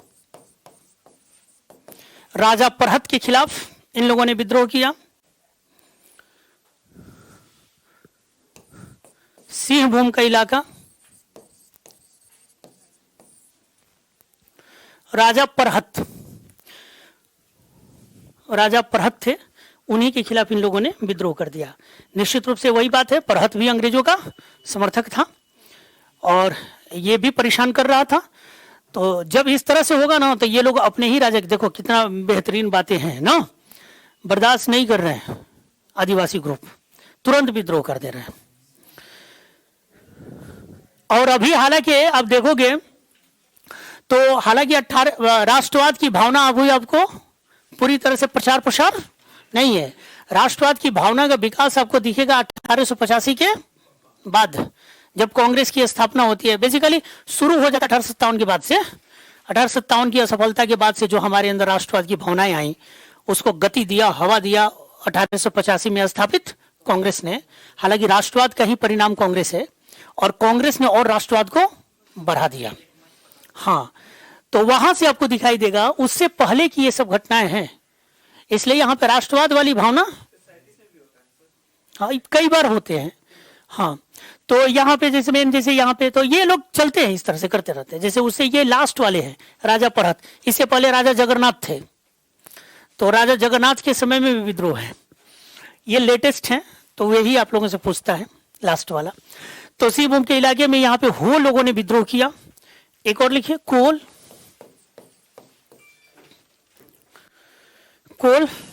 अपराइजिंग 1831-32 सिंहभूम। कोल, ये भी लिख लीजिएगा, सिंहभूम छोटा नागपुर का इलाका।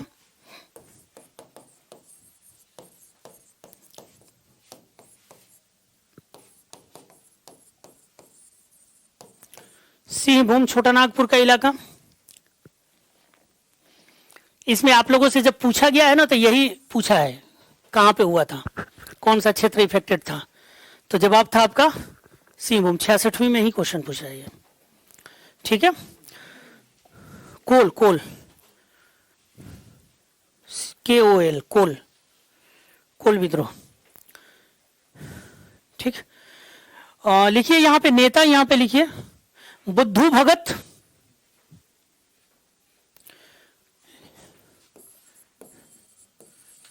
लीडर बुद्धू जानते हो, बुद्धू भगत।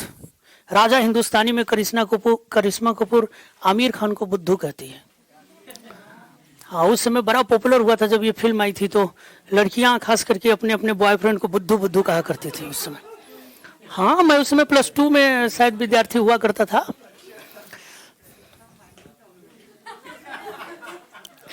बुद्धू भगत विंद राय,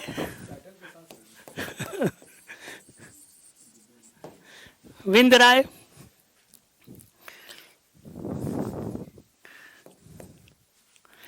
खुश करने के लिए नहीं, तुम लोग कभी यार तुम बहुत भोले हो, तुम उसी में तुम खुश हो जाते हो, हैं, लट्टू हो जाते हैं ना, तुम्हें पता नहीं, तुम बहुत भोले हो, तुम सीधे हो।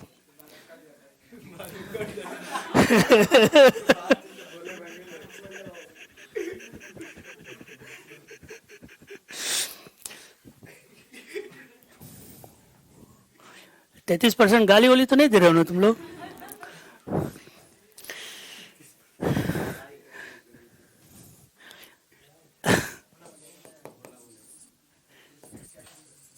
लिख लीजिए, नाम लिख लीजिए। हालांकि जब सबसे ज्यादा यही पूछता है, लेकिन सहयोगी भी पूछ लो, कहीं पूछ लिए। सूर्य, हाँ, सिंह राय, सूर्य मुंडा,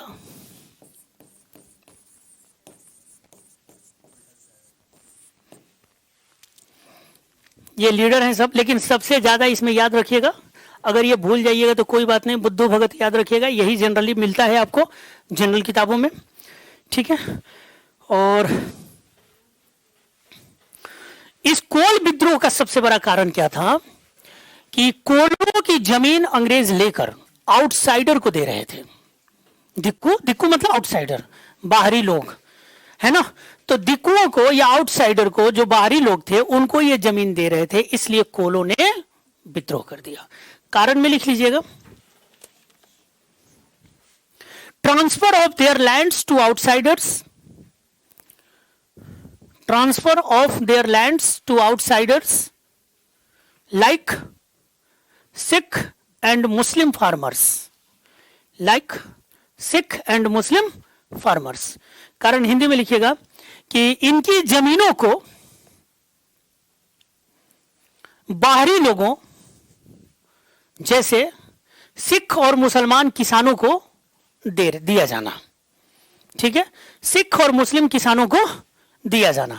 तो अब ये जमीन जो उनको दिया जा रहा था, इसका मतलब क्या हुआ कि उनके हिसाब से अब काम होगा, वो राजस्व वसूलेंगे, वो सब अंग्रेजों से पैसा लिए होंगे निश्चित रूप से, तभी तो दे रहे थे। तो अब इनको भी ये लगेगा कि हमारा जमीन है, तो हम कैसे यहां पे दें ना। अच्छा, जानते हो एक बात आप लोगों को बताऊं, जमीन को लेकर, भू राजस्व को लेकर, इन सब को लेकर अंग्रेजी समय में ही सबसे ज्यादा संघर्ष आपको दिखाई देगा, नहीं दिखाई देगा। उससे पहले आप जैसे देखना, मुगल काल या प्राचीन काल या दिल्ली सल्तनत, माने मध्यकाल या एंशिएंट की बात कहें, तो किसानों का विद्रोह नाम मात्र का हो रहा है, मतलब है ही नहीं। कभी कभार आपको दिखेगा तो आपको दिख जाएगा, अदरवाइज आपको दिखाई नहीं देता है। मैं आपको इंटरेस्टिंग बात बताऊं कि प्राचीन काल और मध्यकाल में जमीनें बेची नहीं जाती थी, ली जाती थी और दी जाती थी। ट्रांसफर होता था, बेचा नहीं जाता था। और जानते हो क्यों? एक कॉन्सेप्ट था वैदिक काल से कि धरती को हम लोग मां कहते थे और मां का सौदा नहीं होता। तो प्राचीन, और आप देखिएगा प्राचीन और मध्यकाल के कितना भी इतिहास पढ़ लीजिए, कहीं आपको नहीं मिलेगा कि उसने जमीनें अपनी बेची या उसने खरीदी। ऐसा तो था नहीं ना कि एक आदमी के पास जमीन था तो दूसरे के पास होता ही नहीं था, उस समय भी होता होगा। तो उसमें क्या ट्रांसफर होता था सिर्फ, और यह कहा जाता था कि एक बेटे के हाथ से दूसरे बेटे के हाथ में हस्तांतरित किया गया है। क्यों? क्योंकि हम भूमि को क्या मानते थे? मां मानते थे। इसलिए अटैचमेंट बहुत ज्यादा होता था जमीनों से, बात समझ रहे? और अटैचमेंट ज्यादा था, तो इसी अटैचमेंट के कारण प्राचीन और मध्यकाल में खाद्यान्न संकट नहीं होगा। समझिएगा इस बात को, समझ रहे हो ना? जिससे लगाव होगा, जिसको आप मां मानोगे, तो उस पर आप पैसा नहीं देखोगे, नहीं, उस पर अपना पूरा जी जान लगा दोगे। अंग्रेज जब आए ना, तो इसको इन्होंने वस्तु बना दिया। जो भूमि का कॉन्सेप्ट मां का था, उसको क्या बना दिया? गुड्स, वस्तु बना दिया। और वस्तु बना दिया तो परचेस्ड का कॉन्सेप्ट लेकर आए कौन? अंग्रेज। और अब जमीनें खरीदी जाएंगी और बेची जाएंगी। तो जमीनें जब खरीदी और बेची जाएंगी तो उसमें आर्थिक फायदा होगा, और आर्थिक फायदा होगा तो फिर भूमि का विकास नहीं होगा। अकाल का एक कारण यह भी था। समझ में आ रही है बात? ठीक है। तो ये सारे कॉन्सेप्ट, यही सब इसीलिए कहा जाता है ना कि अंग्रेजों ने ना भारत की पूरी ताना बाना को बर्बाद कर दिया, खत्म कर दिया। मैं समझ रहे? अब देखो, ऐसे सोचो, आप देखे होंगे, सुने होंगे, गांव में आप लोग तो रहे होंगे सब लोग, और गांव में देखे होंगे कि हर गांव का कम्हार होता था, धोबी होते थे ना, सब नाई होते थे। शादी विवाह में तो आज भी ये परंपराएं आपको देखी जाती है कि जो खानदानी नाई हैं वही आएंगे, और उस समय धोबी, भले आजकल कपड़ा साफ वॉशिंग मशीन में आप लोग कर लेते हैं, उन लोग कर लेते हैं, लेकिन अभी भी वो बना हुआ है। और पहले क्या होता था कि वो हमारे साल भर काम करते थे, और जब हम किसान थे, अनाज उपजाते थे, तो अनाज जो लेकर आते थे ना, उसमें से एक हिस्सा उनको पहुंचाते थे। बस समझ रहे हो? और वो उसी उम्मीद पे साल भर आपको दिया देते थे, मिट्टी का दिया देते थे, मिट्टी के बर्तन देते थे, आकर आपका हजमत बना जाते थे, कोई पैसा नहीं मांगते थे, है ना। और बदले में हमें क्या देना होता था? अनाज। तो जरा एक बात बताना, ये नाई, ये धोबी और ये किसान, ये दोनों एक दूसरे पे निर्भर थे कि नहीं? थे ना। और निर्भर क्यों थे? क्योंकि बार्टर सिस्टम था। निर्भर इसलिए थे क्योंकि फ्लो ऑफ कैश नहीं था। अंग्रेजों ने क्या किया? फ्लो ऑफ कैश बढ़ा दिया। तो उसने क्या किया कि दिया बेचेंगे, ठीक, वो पैसा की लालच लगा दिए। तो अब जो कुम्हार था वो कहेगा ये 1 साल का कौन इंतजार करेगा, अभी चाहिए 10 रुपया, पैसा नहीं है, नहीं देंगे। अब जरा बताओ, अब ये जो रिलेशन था एक, उसमें दरार पड़ा कि नहीं पड़ा? तो समाज रेस्टलेस होगा कि नहीं होगा? होगा ना। तो स्थानीय उद्योग धंधे बर्बाद होंगे कि नहीं होंगे? बस समझ रहे हो? और सामाजिक ताना बाना खत्म होगा तो रेस्टलेस होगा समाज। समाज रेस्टलेस होगा तो कुछ अंग्रेजों के साथ जाएंगे और कुछ अंग्रेजों के खिलाफ जाएंगे, आंदोलन होगा, विद्रोह होगा, अंग्रेज कुछ क्रश करेंगे, और वही बाद में राष्ट्रवाद का निर्माण करेगा। क्लियर? चलो यह देखो, तो खैर, तो कोल वाला यहां पे लिख लिया आप लोग कि आउटसाइडर्स जैसे मुस्लिम थे और सिख किसान थे, उनको ये जमीनें दे रहे थे, यही इसके पीछे कारण हुआ। एरिया में लिखिएगा, रांची, सिंहभूम, हजारीबाग, पलामू, रांची, सिंहभूम, रांची, सिंहभूम, हजारीबाग, पलामू एटसेट्रा। हजारीबाग, रांची, सिंहभूम, हाँ, सिंहभूम, हजारीबाग, पलामू,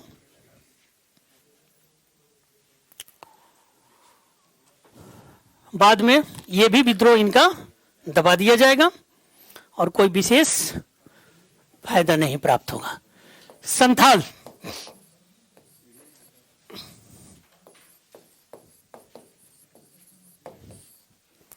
संथाल विद्रोह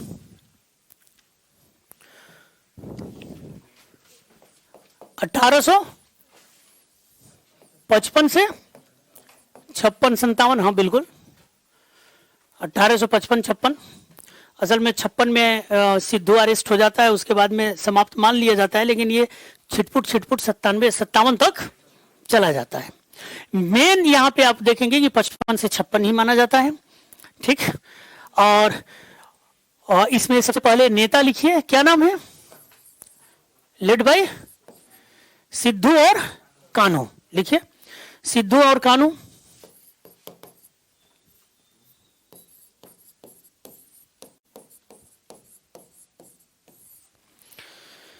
असल में ये 4 भाई थे, है ना, एक और 2 और इनके भाई थे, एक का नाम था चांद और दूसरे का नाम था भैरव। सिद्धू, कान्हू, चांद, भैरव। सिद्धू एंड कान्हू, चांद, भैरव। लेकिन आप देखेंगे इन्हीं का नाम सबसे ज्यादा आता है, सिद्धू कान्हू के नेतृत्व में हुआ। ये जो इनका आंदोलन था वो जमींदारों के खिलाफ था, मनी लेंडर्स मतलब साहूकार, साहूकारों के खिलाफ था और अंग्रेज रेवेन्यू ऑफिसर्स के खिलाफ था। यानी बहुत ये व्यापक पैमाने पे हो रहा है, अपनों के खिलाफ भी और प्लस अंग्रेजों के खिलाफ भी। लिखिएगा अगेंस्ट जमींदार, इनको लैंडलॉर्ड लिखते हैं अगर इंग्लिश में देखेंगे तो। जमींदार, मनी लेंडर्स यानी साहूकार, money lenders,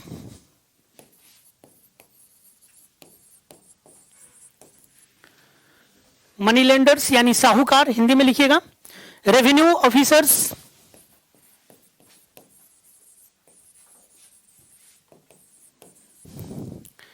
revenue officers etcetera, इन लोगों के खिलाफ ये संथालों का विद्रोह था। एरिया लिखिएगा भागलपुर से राजमहल। बताइए तो इस इलाके को किस नाम से जाना गया? दमने को। भागलपुर टू राजमहल, राजमहल हिल है ना।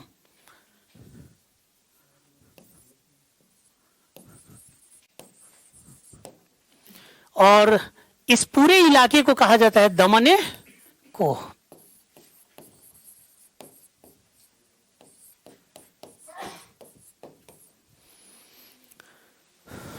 दमने को। अगर ये कभी आप लोगों से पूछ ले कि ये जो संथाल विद्रोह था किस गांव से शुरू हुआ था, ये तो पूरा इलाका हो गया, जो इलाका कवर किए थे ये नहीं, तो कौन सा गांव अगर पूछ दे तो राजमहल के इलाके में ही एक गांव है जिसका नाम है भगनी डी। यहीं से इस आंदोलन की शुरुआत हुई थी, इस विद्रोह की शुरुआत हुई थी। राजमहल में एक जगह है भगनी डी।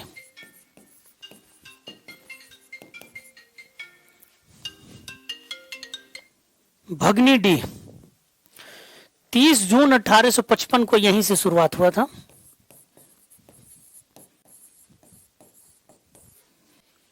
जून 1855 को यहीं से शुरू हुआ था।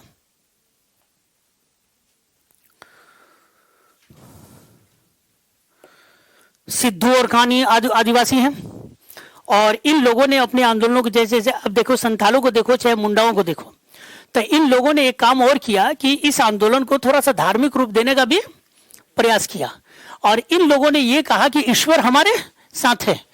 समझ रहे हो, इसलिए परेशान होने की जरूरत बिल्कुल नहीं है। स्वयं ईश्वर ने हमें आदेश दिया है और हमसे अगर अंग्रेज लोग युद्ध करेंगे तो हमसे नहीं करेंगे बल्कि हमारे ईश्वर ठाकुर जी, खूब नाम सुने होंगे, तो ठाकुर जी से युद्ध करेंगे और वो गोली चलाएंगे तो ठाकुर जी पर गोली चलाएंगे। यही बात बिरसा मुंडा ने भी कहे थे और यही बात यहाँ सिद्धू कानू ने भी कहा कि चिंता मत करना, ठाकुर जी का आदेश है और जब अंग्रेज गोली चलाएंगे ना तो उनकी गोलियां पानी हो जाएगी, इसलिए हमारा कुछ बिगाड़ नहीं पाएंगे। और बेचारे इन लोगों ने हजारों की संख्या में इन लोगों को इकट्ठा कर लिए और उधर से तीर कमान इधर से और उधर से बंदूक और गोली, कोई गोली पानी तो नहीं हुआ लेकिन मारे बहुत गए संतान, बस खून पानी हो गया।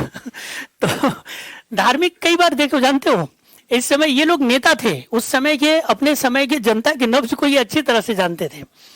अब देखना फ्रीडम स्ट्रगल में भी हम लोग कई बार धर्मों का सहारा लिए हैं, क्योंकि हमें एक बात मालूम थे और आज ही मालूम है कि और किसी मुद्दे पर हम इकट्ठा हो या ना हो, धर्म के नाम पर इकट्ठा कराना बहुत ही आसान है। यह अभी भी है, हाँ अभी भी है, तो आसान काम है। तो ये नेता सब उस समय जानते थे नहीं। अच्छा, चूंकि ये लोग बहुत ही बेहतरीन तरीके से इनका समाज में प्रभाव था, तो इनमें से लोग, जैसे बिरसा ने कह दिया मैं स्वयं भगवान का दूत हूं, नहीं समझे। अब बिरसा ने जब ये बात कह दी, आज भी आप देखिएगा उनको भगवान का दर्जा प्राप्त है, झारखंड में भगवान माने जाते हैं वो, ठीक। और अंग्रेजों ने बंद कर दिया, बंद कर दिया, जेल में ही मर गए, नहीं हाँ बीमार पड़ गए और वहां पे मर गए। तो ये सब यहाँ पे किया गया और लेकिन सब खैर, तो यहाँ पे सिद्धू और कानू उसी प्रकार से थे। यहां भी लिख लीजिएगा 55 में सिद्धू की मृत्यु हो जाती है, 1855 सिद्धू डाइड और 1866 में कान्हू अरेस्ट कर लिए जाते हैं। 1855 Sidhu died in 1855 and 1866 in 1866 66 sorry 1866 करें 1856 हाँ एक साल बाद ही 1856 कान्हू वाज अरेस्टेड, कान्हू गिरफ्तार कर लिए जाते हैं। एक जो आपके बीपीएससी में क्वेश्चन पूछा है कि संथालों ने किस अंग्रेज को पराजित किया, यही क्वेश्चन पूछा है। सिद्धू कान्ही भी पूछा है और एक नाम मेजर बैरो। बस एक लाइन लिख लो कि मेजर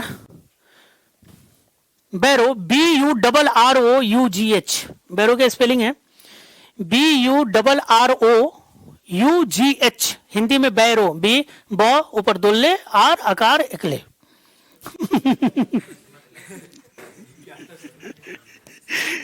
हिंदी में तो ऐसा ही लिखता है बैरो, है ना। और इंग्लिश में BURROUGH, ठीक है। तो लिखिए major Barrow defeated by Santhal, defeated by Santhal, major Barrow defeated by Santhal, यानी ये संथालों के हाथों पराजित हुए थे। कौन? बैरो। ये आपसे क्वेश्चन पूछा है बीपीएससी में, है ना। और बाद बाकी सब बाकी सिद्धू कान्हू भी पूछ चुका है, क्षेत्र आप लोगों से पूछा जा चुका है। एक और देखते हैं, लोटा रिवोल्ट। लोटा मालूम है, बड़ा शानदार रिवोल्ट है ये, लोटा विद्रोह। यही लोटा जो हम लोग इस्तेमाल करते हैं, हाँ जो लोटा इस्तेमाल करते हैं ना,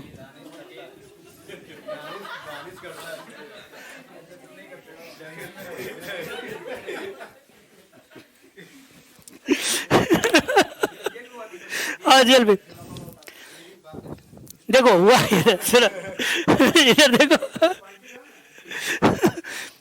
बेसिकली आरा मुजफ्फरपुर के जेलों में पहले एक मान्यता थी, जो कैदी होते थे ना, तो जैसे भारतीय क्या था, ब्रास, ब्रास मतलब पित्तल, पित्तल का जो लोटा होता था शुभ माना जाता। आज भी आप जानते हैं, कांसे का, पित्तल का, धार्मिक पूजा पाठ में भी होता है, तो आप देखें कि उस लोटे का इस्तेमाल वहां पे होता है ना। हाँ, और जैसे आप देखेंगे गांव के लोग तो आज भी उसमें रात में पानी रख देते हैं और सुबह में उसको पीते हैं, पेट की बीमारी नहीं होती है, होता है ना, मालूम है ना।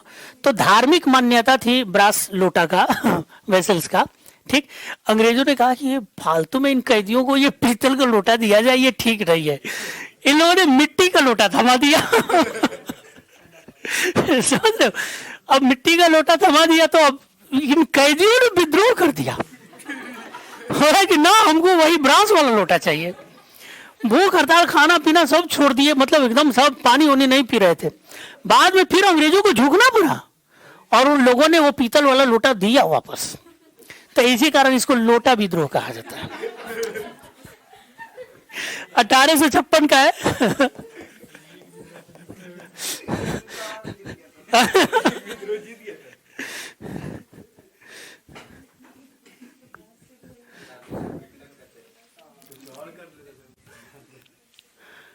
और एक नंगा विद्रोह भी है, वो छपरा के जेल में हुआ था। कैदियों ने जब बात नहीं माने तो सब नंगे हो गए और वो किस लिए हो गए, वो अंग्रेजी वस्त्र दे रहे थे और ये कह रहे थे मैं भारतीय वस्त्र पहनूंगा, वो कॉटन वाला पहनूंगा अपना, है ना, और वो दे दिए थे अंग्रेजी वस्त्र। इन लोगों ने कहा कि ना हमको वो चाहिए, बोला कि नहीं यही मिलेगा, तो बोला पहनेंगे नहीं, ठीक। तो ऐसे नंगे घूमते रहते थे पूरे जेल में, अंग्रेज भी देखकर बेचारे पागल हो जा रहे, हाँ कंप्लीट, हाँ। फिर बाद में अंग्रेजों ने कहा यार छोड़ो हटाओ, इस सबको दो वही कपड़ा दो, सुत्ती वस्त्र, तो उसको नंगा विद्रोह कहा जाता है। अच्छा जानते हो, हम लोग भी ना अंग्रेजों को कम परेशान नहीं किया है, नहीं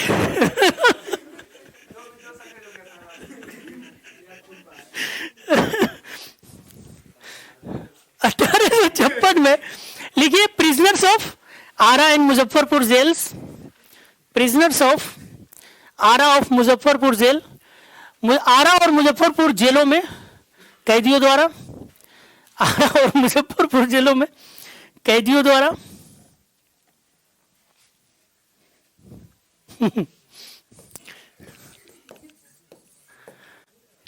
कॉजेस ब्रास, ब्रास लोटा, वेसल्स,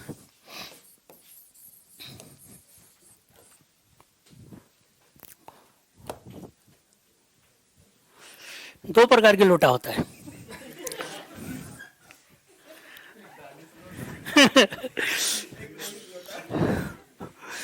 हाँ, बहुत बढ़िया तुम लोग का। चलो अब आज के बाद में नाम तुम लोग का यही मैं पुकारूंगा, रोहित लोटा और दानिश लोटा, है ना? चलो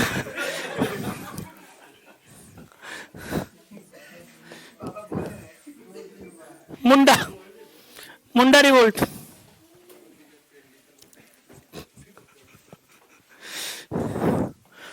कैदियों ने किया था, कोई इसमें नेता पता नहीं है। मुंडा रिवोल्ट 1858 से दो दो इसको ऐसे जैसे मैं करा रहा हूं वैसे सुनो सुनो। आपके पास में, अरे आपके पास में जो सोर्स होगा वो 95 वाला होगा, है ना? 93 95 से लेकर 1900 1901 2 यही है। जैसे लिख रहा हूं वैसे लिखिए। मुंडा रिवोल्ट को दो भागों में बांटिए। इसमें एक विद्रोह और करा दूंगा साथ में, वो अलग से नहीं होगा। सरदारी मूवमेंट सुने हो तो याद रखना, सरदारी मूवमेंट कोई अलग मूवमेंट नहीं है, मुंडा विद्रोह ही है। ठीक, मुंडा तब इसको कहा जाएगा जब बिरसा मुंडा आएंगे, और जब तक बिरसा मुंडा नहीं आ रहे हैं ना तब तक इसी को सरदारी आंदोलन कहा जाता है। तो आप एकदम बिल्कुल कंफ्यूज मत होना कि सरदारी मूवमेंट कोई अलग टाइप का मूवमेंट है। यानी कहने का मतलब कि बिरसा ने जो आंदोलन शुरू किए वो पहले से चला आ रहा था, कोई नया नहीं था। ठीक, और सरदारी क्यों कहा जा रहा है? क्योंकि जो सरदार थे, जो मुंडा सरदार थे, उन लोगों ने शुरू किया था, इसलिए सरदारी मूवमेंट। ठीक, तो ये लंबे समय से चला है, लेकिन जैसे ही बिरसा मुंडा 95 में आते हैं तो बिरसा मुंडा ने जब इसका कमान संभाला तब इसका नाम मुंडा विद्रोह हो गया। क्लियर है? तो उसी हिसाब से यहां पे दो भागों में लिखिए, 1858 से 1895।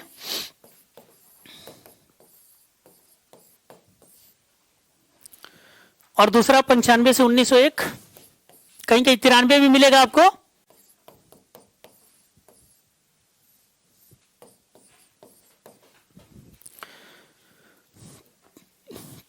इस समय इसको सरदारी मूवमेंट, सरदारी मूवमेंट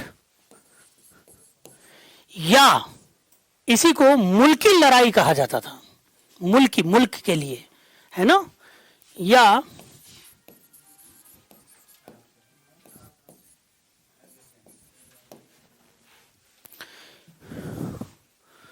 मुल्की लड़ाई। अब देख लो, मुल्की लड़ाई भी पूछ ले तो कंफ्यूज मत होना, सरदारी मूवमेंट पूछ ले तो कंफ्यूज मत होना, ये सब मुंडा वाले ही हैं। तो इस समय इस फेज तक इसको इस नाम से जाना गया, और इस फेज में जैसे ही आएंगे बिरसा मुंडा तब इसका नाम हो जाएगा मुंडा रिवोल्ट।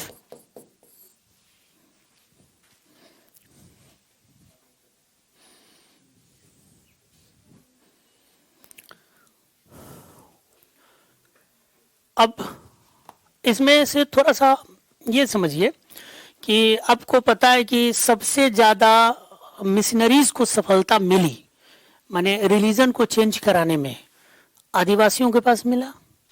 मालूम है ना ये आपको? नहीं मालूम? सबसे ज्यादा उनको जो सफलता प्राप्त हुई वो आदिवासी बेल्ट में ही प्राप्त हुआ। हाँ, ट्राइबल क्षेत्र में। आप देखो ना, जैसे आप देखो नॉर्थ ईस्ट का पूरा इलाका, आज आप देख लो नॉर्थ ईस्ट का पूरा इलाका क्रिश्चियनिटी है। ये पहले थोड़े थे, ये सब क्या है, ये सब ट्राइबल ही तो थे। ठीक, और इसके पीछे हाँ, तो ये सब पूरा ट्राइबल था। और ट्राइबल में क्या था कि जैसे इस समाज के मुख्य धारा से ये लोग जुड़े हुए नहीं रहते थे। अब जैसे आधुनिक काल में जो खूब ज्यादा ट्राइबों का ईसाई धर्म में परिवर्तन हुआ, उसके पीछे ईसाइयों का प्रचार प्रसार तो एक कारण था ही, और उससे भी बड़ा कारण मैं मानता हूं हिंदू धर्म की असफलता। और वो क्या असफलता थी? जब इन ट्राइबलों के ट्राइब, जैसे प्लेग आ रहा है, महामारी फैल रही है, अकाल पड़ रहा है, बात समझ रहे हो? ये अलग थलग समाज से एक थे ही, बीमारियों से मर रहे हैं, लेकिन कोई भी धर्म का ठेकेदार इनकी सेवा करने के लिए नहीं जाता था, इसके तरफ देखता भी नहीं था। क्लियर है? ऐसे में जो ये मिशनरी थे, जो फादर बनकर आए थे, पोप नहीं, जैसे मदर टेरेसा वगैरह का नाम आप लोग सुने होंगे, तो ये हाँ, ये जब आते थे तो इनके अंदर एक बात आप देखना, मानव सेवा खूब रहता है नहीं। तो ये लोग जाते थे उन ट्राइबों के इलाके में और उनको जैसे मेडिसिन देते थे, अपने से सेवा करते थे, सेवा भी करते थे, उनकी देख रेख करते थे, मेडिसिन देते थे। और जब वो ठीक हो जाएगा तो जरा मुझे बताओ, उस आदमी के अंदर इन ईसाइयों के प्रति सहानुभूति होगी कि नहीं? कॉमन सी बात है एकदम, ठीक। और जब ये कहेंगे ना, जैसे हम लोग अब जैसे भारतीय हैं, तो हम लोग को क्या है कि अगर कोई हमारे लिए पसीना बहाएगा तो हम खून बहाने के लिए तैयार रहते हैं, क्योंकि अटैचमेंट बड़ा रहता है। हम कोई इतना करेगा तो मैं इतना करूंगा। कुछ कुछ लोग होते हैं जो कितना भी करो नहीं करेंगे, तो वो तो अपवाद तो हर जगह होता है ना, लेकिन मैक्सिमम आप देखोगे ये रहता है, भावना रहता है। अब ये जाएंगे, कहेंगे अरे वाह, आप तो हमारे लिए भगवान के रूप में आए, आपने अगर ना होते तो मेरा क्या होता। तो जानते हैं क्या बोलते थे? मैंने कुछ नहीं किया, सब प्रभु यीशु की माया है। अब वो कहेंगे ये यीशु कौन है? अब वो आदिवासी बेल्ट है, उनको तो अपने भारतीय पूरे भगवान का नाम नहीं याद है, तो यीशु को कैसे समझेंगे? तो अरे यीशु, अरे इस संसार का सबसे बड़ा गॉड है, माने उनके सामने तो कोई है ही नहीं। और उसी ने हमें आदेश दिया है कि जहां भी मानव को तकलीफ हो, समस्या हो, हम वहां जाएं और सेवा करें। तो बताओ, उस आदिवासियों के मन में यीशु के प्रति सहानुभूति होगी और उसे क्या लगेगा कि यार हमारे भगवान से तो इसका भगवान ज्यादा अच्छा है। तो वो कहेगा कि यार ये कितने अच्छे यीशु हैं, तो बोला था यीशु के शरण में आ जाओ, है ना, तो यीशु के शरण में आ जाएंगे। तो यहां पे जो ये मुंडा जो थे, बेसिकली स्वयं बिरसा मुंडा, आपको पता है ना कि क्रिश्चियन स्कूल में पढ़े थे, चईबासा एक जगह है, और वहां पे वो पढ़े थे। 3 साल तक वहां पे क्रिश्चियन स्कूल में उनका अध्ययन चला है, इसलिए वो हर एक एंगल को बिरसा मुंडा अच्छी तरह से समझ रहे थे। क्लियर है? तो अब ये जो लोग ऐसे किसान जो मुंडा थे और ईसाई धर्म को एक्सेप्ट कर लिए थे, इसलिए हम इनको क्या कहते हैं? Christian peasant. अब क्रिश्चियन पीजेंट का मतलब जब मैं यहां पे लिखाऊंगा तो ये मत समझना कि लंदन से आए थे किसान यहां पे, वो हमारे भारतीय ही हैं, यहीं के लोग हैं, लेकिन उन्होंने अपना धर्म बदल लिया है, तो इसलिए उसे इंडियन क्रिश्चियन पीजेंट कहेंगे हम, भारतीय ईसाई किसान। और जब भारतीय ईसाई किसान, तो इनका जो नियम लगेगा किसानों पर लग रहा है ना, भू राजस्व को बढ़ाना, परेशान करना, तंग करना, तो ये लोग विद्रोह करेंगे कि नहीं करेंगे? ठीक। और कौन करेगा? जो इसमें बढ़िया थे, जो थोड़ा बहुत पढ़े लिखे थे, ईसाई स्कूल से ही पढ़े लिखे थे, जानते थे, और वही तो अपने अपने कबीले के सरदार थे नहीं। तो इनको सबसे पहली बार ये पता चलेगा कि नहीं नहीं, ये सारी समस्याओं के जड़ तो ब्रिटिश हुकूमत ही है, तो यही लोग ब्रिटिश हुकूमत के खिलाफ आंदोलन शुरू कर देंगे। क्लियर है? और इस बात को लेकिन इन लोगों ने धार्मिक टच नहीं दिया, बस ऐसे आंदोलन चल रहा था कि नहीं, ब्रिटिश हुकूमत को ऐसा नहीं करना चाहिए, हमारी जमीनें नहीं लेनी चाहिए, हमारी खेती पे प्रतिबंध नहीं लगाना चाहिए, हमारे जंगल नहीं साफ करने चाहिए, यही सब लेकर ये लोग चलते रहे। ये आधार यही लोग बना दिए थे और इसी आधार पर काम किए बिरसा मुंडा। क्लियर है? और बिरसा मुंडा का विचार और तब ज्यादा चेंज होगा जब इनको वैष्णव एक व्यक्ति मिलेगा, तो वैष्णविज्म एक संत मिलेंगे आपको, और वो संत इनका माइंड वॉश करेंगे, और तब बिरसा यहां पे मैक्सिमम बिरसा के विचार आप देखिएगा कि हिंदुइज्म से प्रभावित हो जाएगा, और तब ये अपने आप को कह देंगे कि मैं स्वयं भगवान का दूत हूं। बात समझ रहे? और इन्होंने ही कहा, कटुम बाबा कटुम, साहेब कटुम, सुने हो ना, है ना, दिकुओं से धरती लाल होगी, और 6000 मुंडाओं को लेकर पहुंच गए। 6000, इनके एक आवाज पे 6000 मुंडा इकट्ठा हो गए। और जब इकट्ठा हो जाते हैं, वहां पे जाते हैं, और ये भी मैं बताऊं कि इतना जबरदस्त इन मुंडाओं को अपने नेता के प्रति समर्पण था कि जब इन लोगों ने एक तरफ 6000 मुंडा तीर कमान के साथ, और उधर से ब्रिटिश फौजें जब आई और गोलियां खूब चली और मुंडा मारे गए, एक झोपड़ी था जिसमें कुछ मुंडा छुपकर और उसमें से तीर चला रहे थे। ठीक। और झोपड़ी है तो आप जानते हो, गोली चलेगा तो उसको भी तो वो छेद कर निकल ही जाएगा, खस फूस का है इसलिए। तो उसमें इन लोगों ने खूब गोलियां चलाई, खूब गोलियां चलाई। बिपिन चंद्रा लिखते हैं फ्रीडम स्ट्रगल वाली किताब में, खूब गोलियां चलाई। एक मुंडा था जो एकदम बुजुर्ग था, बूढ़ा था, सब मर गए थे उस झोपड़ी में से, सिर्फ वही एक जिंदा था और एकदम चुपचाप शांत था। अंग्रेजों को लगा कि खत्म। जब अंग्रेज अंदर घुसे तो उसमें बैठा हुआ था, और जब गए अंग्रेजों ने कहा कि समर्पण कर दो, समर्पण नहीं किया बल्कि अपनी कटार लेकर अंग्रेजों के गर्दन उड़ा दिया। हालांकि मार दिया गया, लेकिन वो मतलब मरने से, चूंकि बिरसा ने एक बात दिमाग में बिठा दी थी कि ठाकुर जी साथ हैं, सिंह बोगा, भगवान हमारे साथ है ना, ये हम पे गोली नहीं चला रहे हैं, ये स्वयं भगवान पे गोली चला रहे हैं। और इस वजह से 6000 के 6000 मुन्ना मारे गए। नहीं, बिरसा को बाद में गिरफ्तार कर लिया गया, और गिरफ्तार किया गया तो जैसा कि आप जानते हैं कि जेल में ही उनकी मृत्यु हो जाती है बीमार होने से, और उसके बाद में मुंडा विद्रोह समाप्त हो जाता है। नहीं लिखिए, इनमें लिखिएगा सरदारी में, the Christian tribal peasants began this movement. Christian tribal peasant,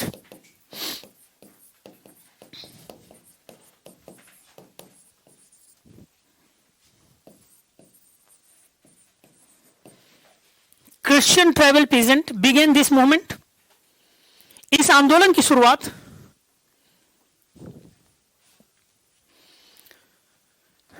ईसाई जनजाति के किसानों ने किया। इस आंदोलन की शुरुआत ईसाई जनजाति के किसानों ने किया। This movement was against of landlords this movement was against of landlords and begari system. बेगारी सिस्टम समझते हो? हाँ, बेगारी सिस्टम, काम करा लिए पैसा नहीं दिया, है ना। हाँ, वो ये प्राचीन में था बेगारी सिस्टम, कि जैसे वो राजा के घर में जाकर फ्री में काम करते थे। हमने काम किया, कोई पैसा नहीं मिला तो क्या हो ना, कहते हैं बेगार काम कर रहा है, बेगारी खट रहा है, बेरोजगार। तो बेगारी सिस्टम भी था, जबरदस्ती काम कराया जा रहा था। नहीं, ऐसा एक बात बताओ, कौन व्यक्ति होगा जो फ्री में पढ़ाना चाहेगा या फ्री में कोई काम करना चाहेगा? नहीं नहीं, लेकिन अगर कुछ मजबूरी हुई तो, लेकिन फिर कसमसाएंगे कि नहीं कि कब निकल जाए इससे, है ना। देखो, तो अगेंस्ट लैंडलॉर्ड्स एंड बेगारी सिस्टम, लिखिए, यह आंदोलन जमींदार, लैंडलॉर्ड्स मतलब जमींदार, और बेगारी व्यवस्था के खिलाफ था। बेगारी व्यवस्था के खिलाफ था।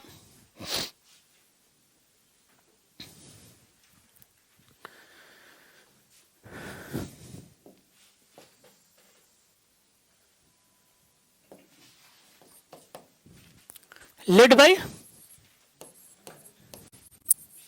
Birsa Munda, led by Birsa Munda. एक बार मैं रांची गया था झारखंड पीसीएस का मेंस लिखने के लिए। तो रांची में मैं एक जहां ठहरा था, तो वहां बगल में शादी चल रही थी। कल्चर लेकिन अपने भारत में ना गजब गजब का कल्चर है। तो ढोल वोल बज रहा था, और वो ग्रुप जो बगल वाले थे, मतलब वो वहाँ के ट्राइबल सोसाइटी था, तो ढोल वोल खूब बज रहा था। तो हमने सोचा कि देखते हैं विवाह कैसे होता है। तो हम जहाँ ठहरे हुए थे जिसके घर में, तो उसके छत पर जाकर हम लोग ऊपर से देख रहे थे। तो हमें बस बेसिकली वही लोग बताया कि एक ऐसा कल्चर है जो आप कभी सुने नहीं होंगे। तो हमने कहा बताइए, तो बोले बताए क्या, चलिए दिखा देते हैं। तो हम लोग ऊपर से देख रहे थे। शादी विवाह का जब सब प्रोसेस हुआ, जब सिंदूर करने का समय आता है ना, तो जो दुल्हा था वो सिंदूर नहीं लगा रहा था। जैसे अपने यहाँ तो दहेज के लिए होता है ना मामला, कि तब तक नहीं जब तक सारा सामान मिल गया कि नहीं। तो उधर से आएंगे पिताजी और कहेंगे नहीं, अगर पूरा सब नहीं मिला तो इशारा हो जाएगा। सुने हो ना, देखे हो ना आप लोग। हाँ, तो वहां पे जब सिंदूर वो लगाएगा नहीं, और एक ऊंचा जगह बनाया गया था, उस पे जाकर वो चुपचाप बैठ जाएगा। सब लोग आएंगे, उसको मनाएंगे कि चलो भाई सिंदूर लगा दो, नहीं जाएगा। बाद में दुल्हन आती है, और दुल्हन आकर उसके कान में ये कहती है कि चलो मैं कमाऊंगी, तुम बैठकर खाना। तब वो आता है और सिंदूर लगाता है। मैं कमाऊंगी और तुम बैठकर खाना। और बढ़िया, गजब यार, ये हमारे तरफ नहीं है। ये ट्राइबल सोसाइटी का हिस्सा है नहीं।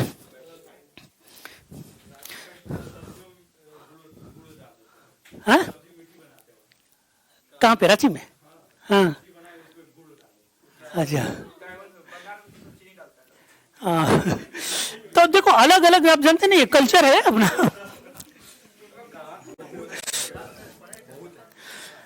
अब आप लोग चाय के साथ क्या खाना पसंद करेंगे, नमकीन या मीठा? नमकीन, मीठा। हरियाणा से हो? बिहार से हो? हाँ, तो उल्टा कैसे हो गया तुम? अच्छा, चाय के साथ हम लोग क्या नमकीन लेते हैं। हरियाणा में चाय के साथ लड्डू खाते हैं। वहां शादी विवाह में लड्डू और चाय आता है। जैसे अपने यहाँ जाओगे ना तो बिस्किट आएगा, चाय आएगा, नमकीन आएगा जनरली, है ना। वहां जाओगे तो लड्डू और चाय आएगा। भाई बताओ, लड्डू भी मीठा, चाय भी मीठा, कुछ पता नहीं चलता, कल्चर। चलिए यहाँ पे देखिए, तो लेड बाई बिरसा मुंडा। और बिरसा मुंडा के इस विद्रोह को उलगुलान के नाम से भी जाना जाता है। बेसिकली उलगुलान का मतलब ये होता है हलचल, विद्रोह। उलगुलान का मतलब ये हलचल होता है या विद्रोह होता है। तो इस विद्रोह को हम लोग किस नाम से, मुंडा विद्रोह ऑब्लिक करके उलगुलान भी लिख लीजिएगा। उलगुलान, उलगुलान।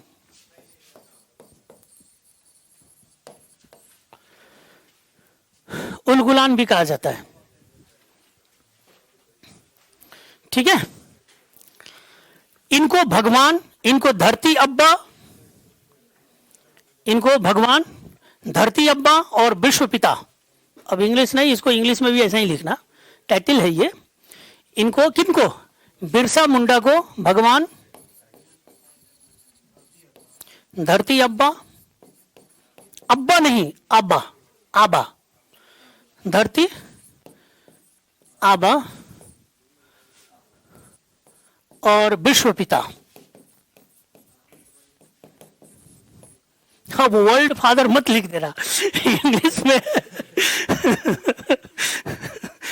तो बड़ा मुश्किल लगेगा ना। विश्व पिता के नाम से ये जाने जाते हैं। इनका जन्म, बिरसा मुंडा का थोड़ा सा बेसिक इंफॉर्मेशन ले ले। 1875 में इनका जन्म हुआ था। 1875 में इनका जन्म है। चलकंड, एक जगह का नाम है चलकंड, चलकंड। और चलकंड में एक जगह है तमर, तमर थाना के अंतर्गत बेसिकली चलकंड आता है। ब्रैकेट लिखना तमर, तमर थाना क्षेत्र। कभी भी याद रखना, चाहे ये भी पूछ सकता है और चाहे ये भी पूछ सकता है। तमर थाना एक बड़ा क्षेत्र है और उस तमर थाना के अंतर्गत एक गांव है जिसका नाम है चलकंड। तो इनका बेसिकली गांव का नाम चलकंड है, लेकिन पूरा क्षेत्र का है तमर। वही है तमर विद्रोह, वही क्षेत्र है तमर वाला। रांची में है, ब्रैकेट में लिख लीजिएगा रांची।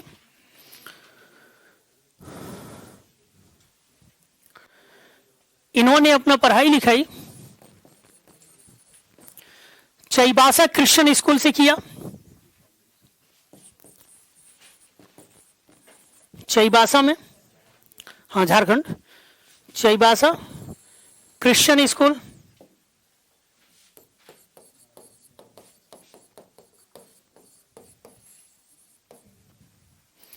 चाईबासा क्रिश्चियन स्कूल 1886 से, डेट नहीं पूछेगा, सिर्फ जानकारी के लिए मैं लिखा देता हूं।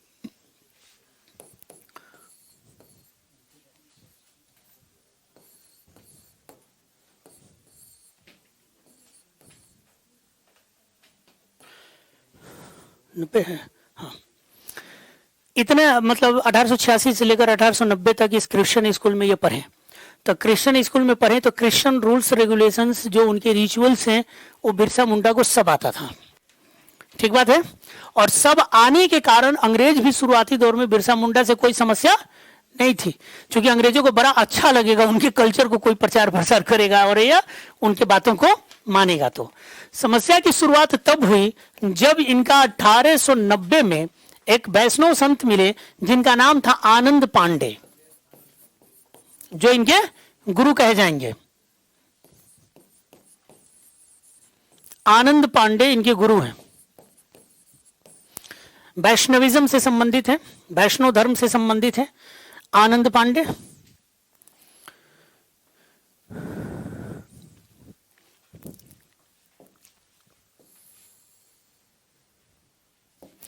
बिरसा जो अपने टीचिंग्स था उनका, जो ये स्पीच देते थे, तो चूंकि वो पॉलिटिकल लीडर के रूप में भी इस समय आ रहे हैं अपने समाज की तरफ से, और रिलीजन मैंने आपको बताया कि इन्होंने धर्म और राजनीति को एक साथ लाया, तो इनके कुछ स्पीच होंगे रिलीजियस होंगे और कुछ होंगे पॉलिटिकल होंगे, तो दोनों को साथ लेकर चलते हैं। यानी बिरसा मुंडा के टीचिंग्स, अब देखो ये सब पूछा उछा नहीं है, पूछा हुआ ये बिरसा मुंडा कब हुआ, हाँ गुरु पूछा। ये टीचिंग्स मैं आगे की तैयारी के लिए बता रहा हूं कि अगर मान लो कहते बिरसा के संदर्भ में बिरसा के संदर्भ में कौन सा सही है, और टीचिंग्स में जैसे अब आ सकता है चूंकि 5 विकल्प है, नहीं तो 4 लाइन दे देगा और कहेगा कि कौन इसमें सही है, 1 सही है, 2 सही है, 1 से अधिक सही है, दे सकता है। तो इसलिए कर रहा हूं teachings of Birsa Munda,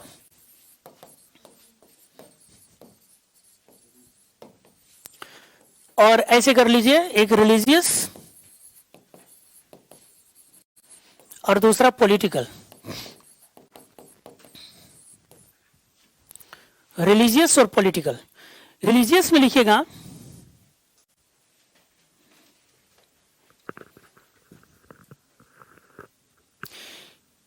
Hindu ideals of rituals purity,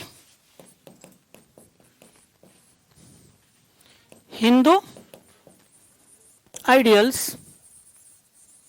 of rituals purity. क्या लिखोगे हिंदी इसका?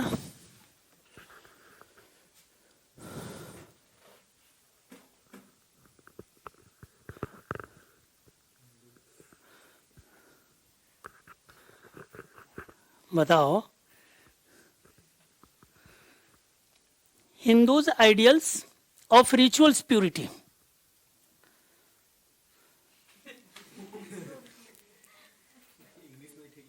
इंग्लिश में ठीक है, चूंकि हिंदी आ नहीं रहा है ना। हाँ, तो इसका हिंदी, अब अगर तुम लोग ऐसे करोगे कि कर्मकांडीय शुद्धता, एक ईश्वर में विश्वास करते हैं बिरसा, इसलिए कर्मकांड नहीं मानेंगे। अब देखो इंग्लिश में लिखेगा वही रिचुअल्स, अगर वैदिक वाला आपको याद होगा कि रिचुअल्स मतलब कर्मकांड, तो फिर मामला हो जाएगा गड़बड़। और बिरसा एक ईश्वरवादी हैं, एक ईश्वर में विश्वास करते हैं, बहुदेववाद के समर्थन नहीं करते। सिंह बोगा को ये मानते हैं कि वही एक ईश्वर है, वही सब कुछ है ना। सिंह बोगा जो भगवान है इनके सिंह बोगा है, तो उन्हीं के बारे में बात करते हैं। यहां पे लिखिए कि सांस्कारिक शुद्धता नैतिक शुद्धता और हिंदू आदर्श, है ना। हिंदू आदर्श, नैतिक शुद्धता और हिंदू आदर्श पे ये ज्यादा फोकस करते थे, इन सब चीजों पे। एसिटिसिज्म पे भी फोकस करते थे, मतलब सन्यासवाद, सन्यासवाद पे भी फोकस करते थे। और मोनोथिज्म मतलब एक ईश्वरवाद, वन गॉड। मोनोथिज्म एक ईश्वरवाद, ये सब लिख लेना सब। मोनोथिज्म याद रखिएगा, ये कभी भी ये सब आ सकता है आप लोगों से। अब तक खूब पूछा है बिरसा मुंडा कब कहां पे विद्रोह हुआ, यही सब पूछा है, गुरु का नाम पूछा है, विचारों से पूछ लिया, और ये पूछा जा सकता है क्योंकि ये आपको पीटी में भी और मेंस में भी इन सब से क्वेश्चन आते हैं, संथाल से, मुंडा से। तो ये जब तक नहीं रहेगा मालूम ना, मेंस नहीं लिख पाओगे। मेंस में क्या लिखो, ये लिखो। अगर ना मालूम होगा तो क्या लिखो, बिरसा मुंडा का जन्म यहाँ हुआ, इन्होंने ये किया, वो किया, आंदोलन किया, विद्रोह किया, बस खत्म। वो क्या पूछ रहा है, मेंस पूछ रहा है ना, तो उसका विचार पूछ रहा है, नहीं। तो यहाँ एकदम संक्षेप में, चूंकि प्रीलिम्स की बात हो रही है। पॉलिटिकल में हम देखें, ये विचार एक ही मात्र इनका विचार क्या है, डेफी ऑफ गवर्नमेंट, मतलब इंग्लिश मीडियम वाले बताइए डेफी का मतलब चुनौती प्रदान करना। कौन कौन अंग्रेजियत वाला है, हाथ उठाओ।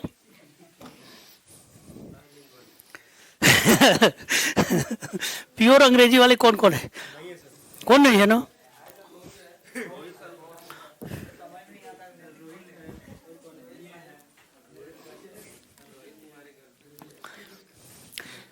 ठीक, उन्होंने कहा इसका कई मीनिंग। हाँ, खिलाफ चुनौती देना या उसका विरोध करना, सरकार का विरोध, एक सिंपल लैंग्वेज में सरकार का विरोध। तो एक तो सरकार का विरोध करना, दूसरा लिखिए डिसोबे ऑफिशियल्स,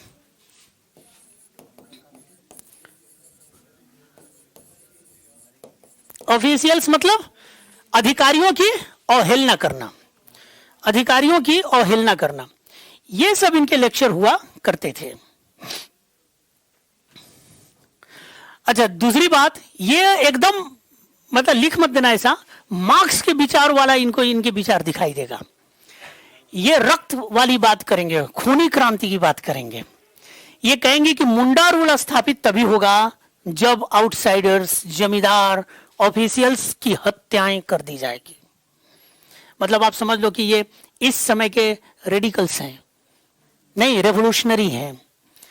रेवोल्यूशनरियों का क्या है कि हत्या करके ही हम भारत को स्वतंत्र करा सकते हैं, है ना। देश को आजादी तभी मिलेगी जब हम तमाम अंग्रेजों की काट देंगे, हटा देंगे, भगा देंगे, तभी मिलेगा। याद है ना, बम और पिस्तौल के माध्यम से जो आजादी प्राप्त करने का प्रयास करते हैं उन्हीं को हम क्या कहते हैं? क्रांतिकारी, रेवोल्यूशनरी। तो ये अपने समय के इन तमाम आंदोलनों में रेवोल्यूशनरी हुए कि नहीं बिरसा मुंडा? नहीं, चूंकि ये क्या कर रहे हैं, हम उसी इलाके के लिए हम कह रहे हैं, हम पूरे भारत की बात नहीं कर रहे हैं। क्योंकि इनका विचार अब जैसे ही हम लिखाएंगे कि इनका उद्देश्य क्या है, तो कहेंगे कि to establish the Munda rule by killing outsiders, zamindars and officials. इसका मतलब क्या हुआ? मतलब एकदम अनिवार्य शर्त इन्होंने बताया कि ऐसे नहीं प्राप्त होगा, जैसे मार्क्स कहता है कि यह पूंजीपति वर्ग ऐसे नहीं देगा, इससे युद्ध करना ही पड़ेगा, इसको मारना ही होगा, तभी इसे अपना हक देगा, मांगने से अधिकार नहीं देगा। और खूनी क्रांति की बात करता है। मैंने इसीलिए पहले ही बोल दिया कि लिख मत देना, मैं आपको समझाने के लिए एग्जांपल्स दिया हूं। नहीं पता चला कि मुंडा को मार्क्स से जोड़ दिया, एग्जामिनर सोचेगा गजब का कॉन्सेप्ट लाया है ये तो। तो डिसोबे ऑफिशियल्स, ऑब्जेक्टिव लिखिए या एम लिखिए।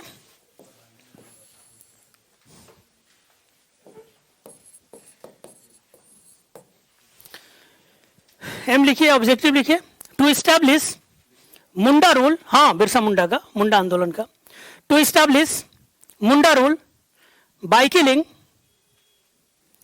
मुंडा rule by killing thekedars, jagirdars, raja, hakims, hakims माने ऑफिशियल्स एटसेट्रा, ठेकेदार, जागीरदार, राजा एंड हाकिम्स, एटीसी। आज के लिए इतना है।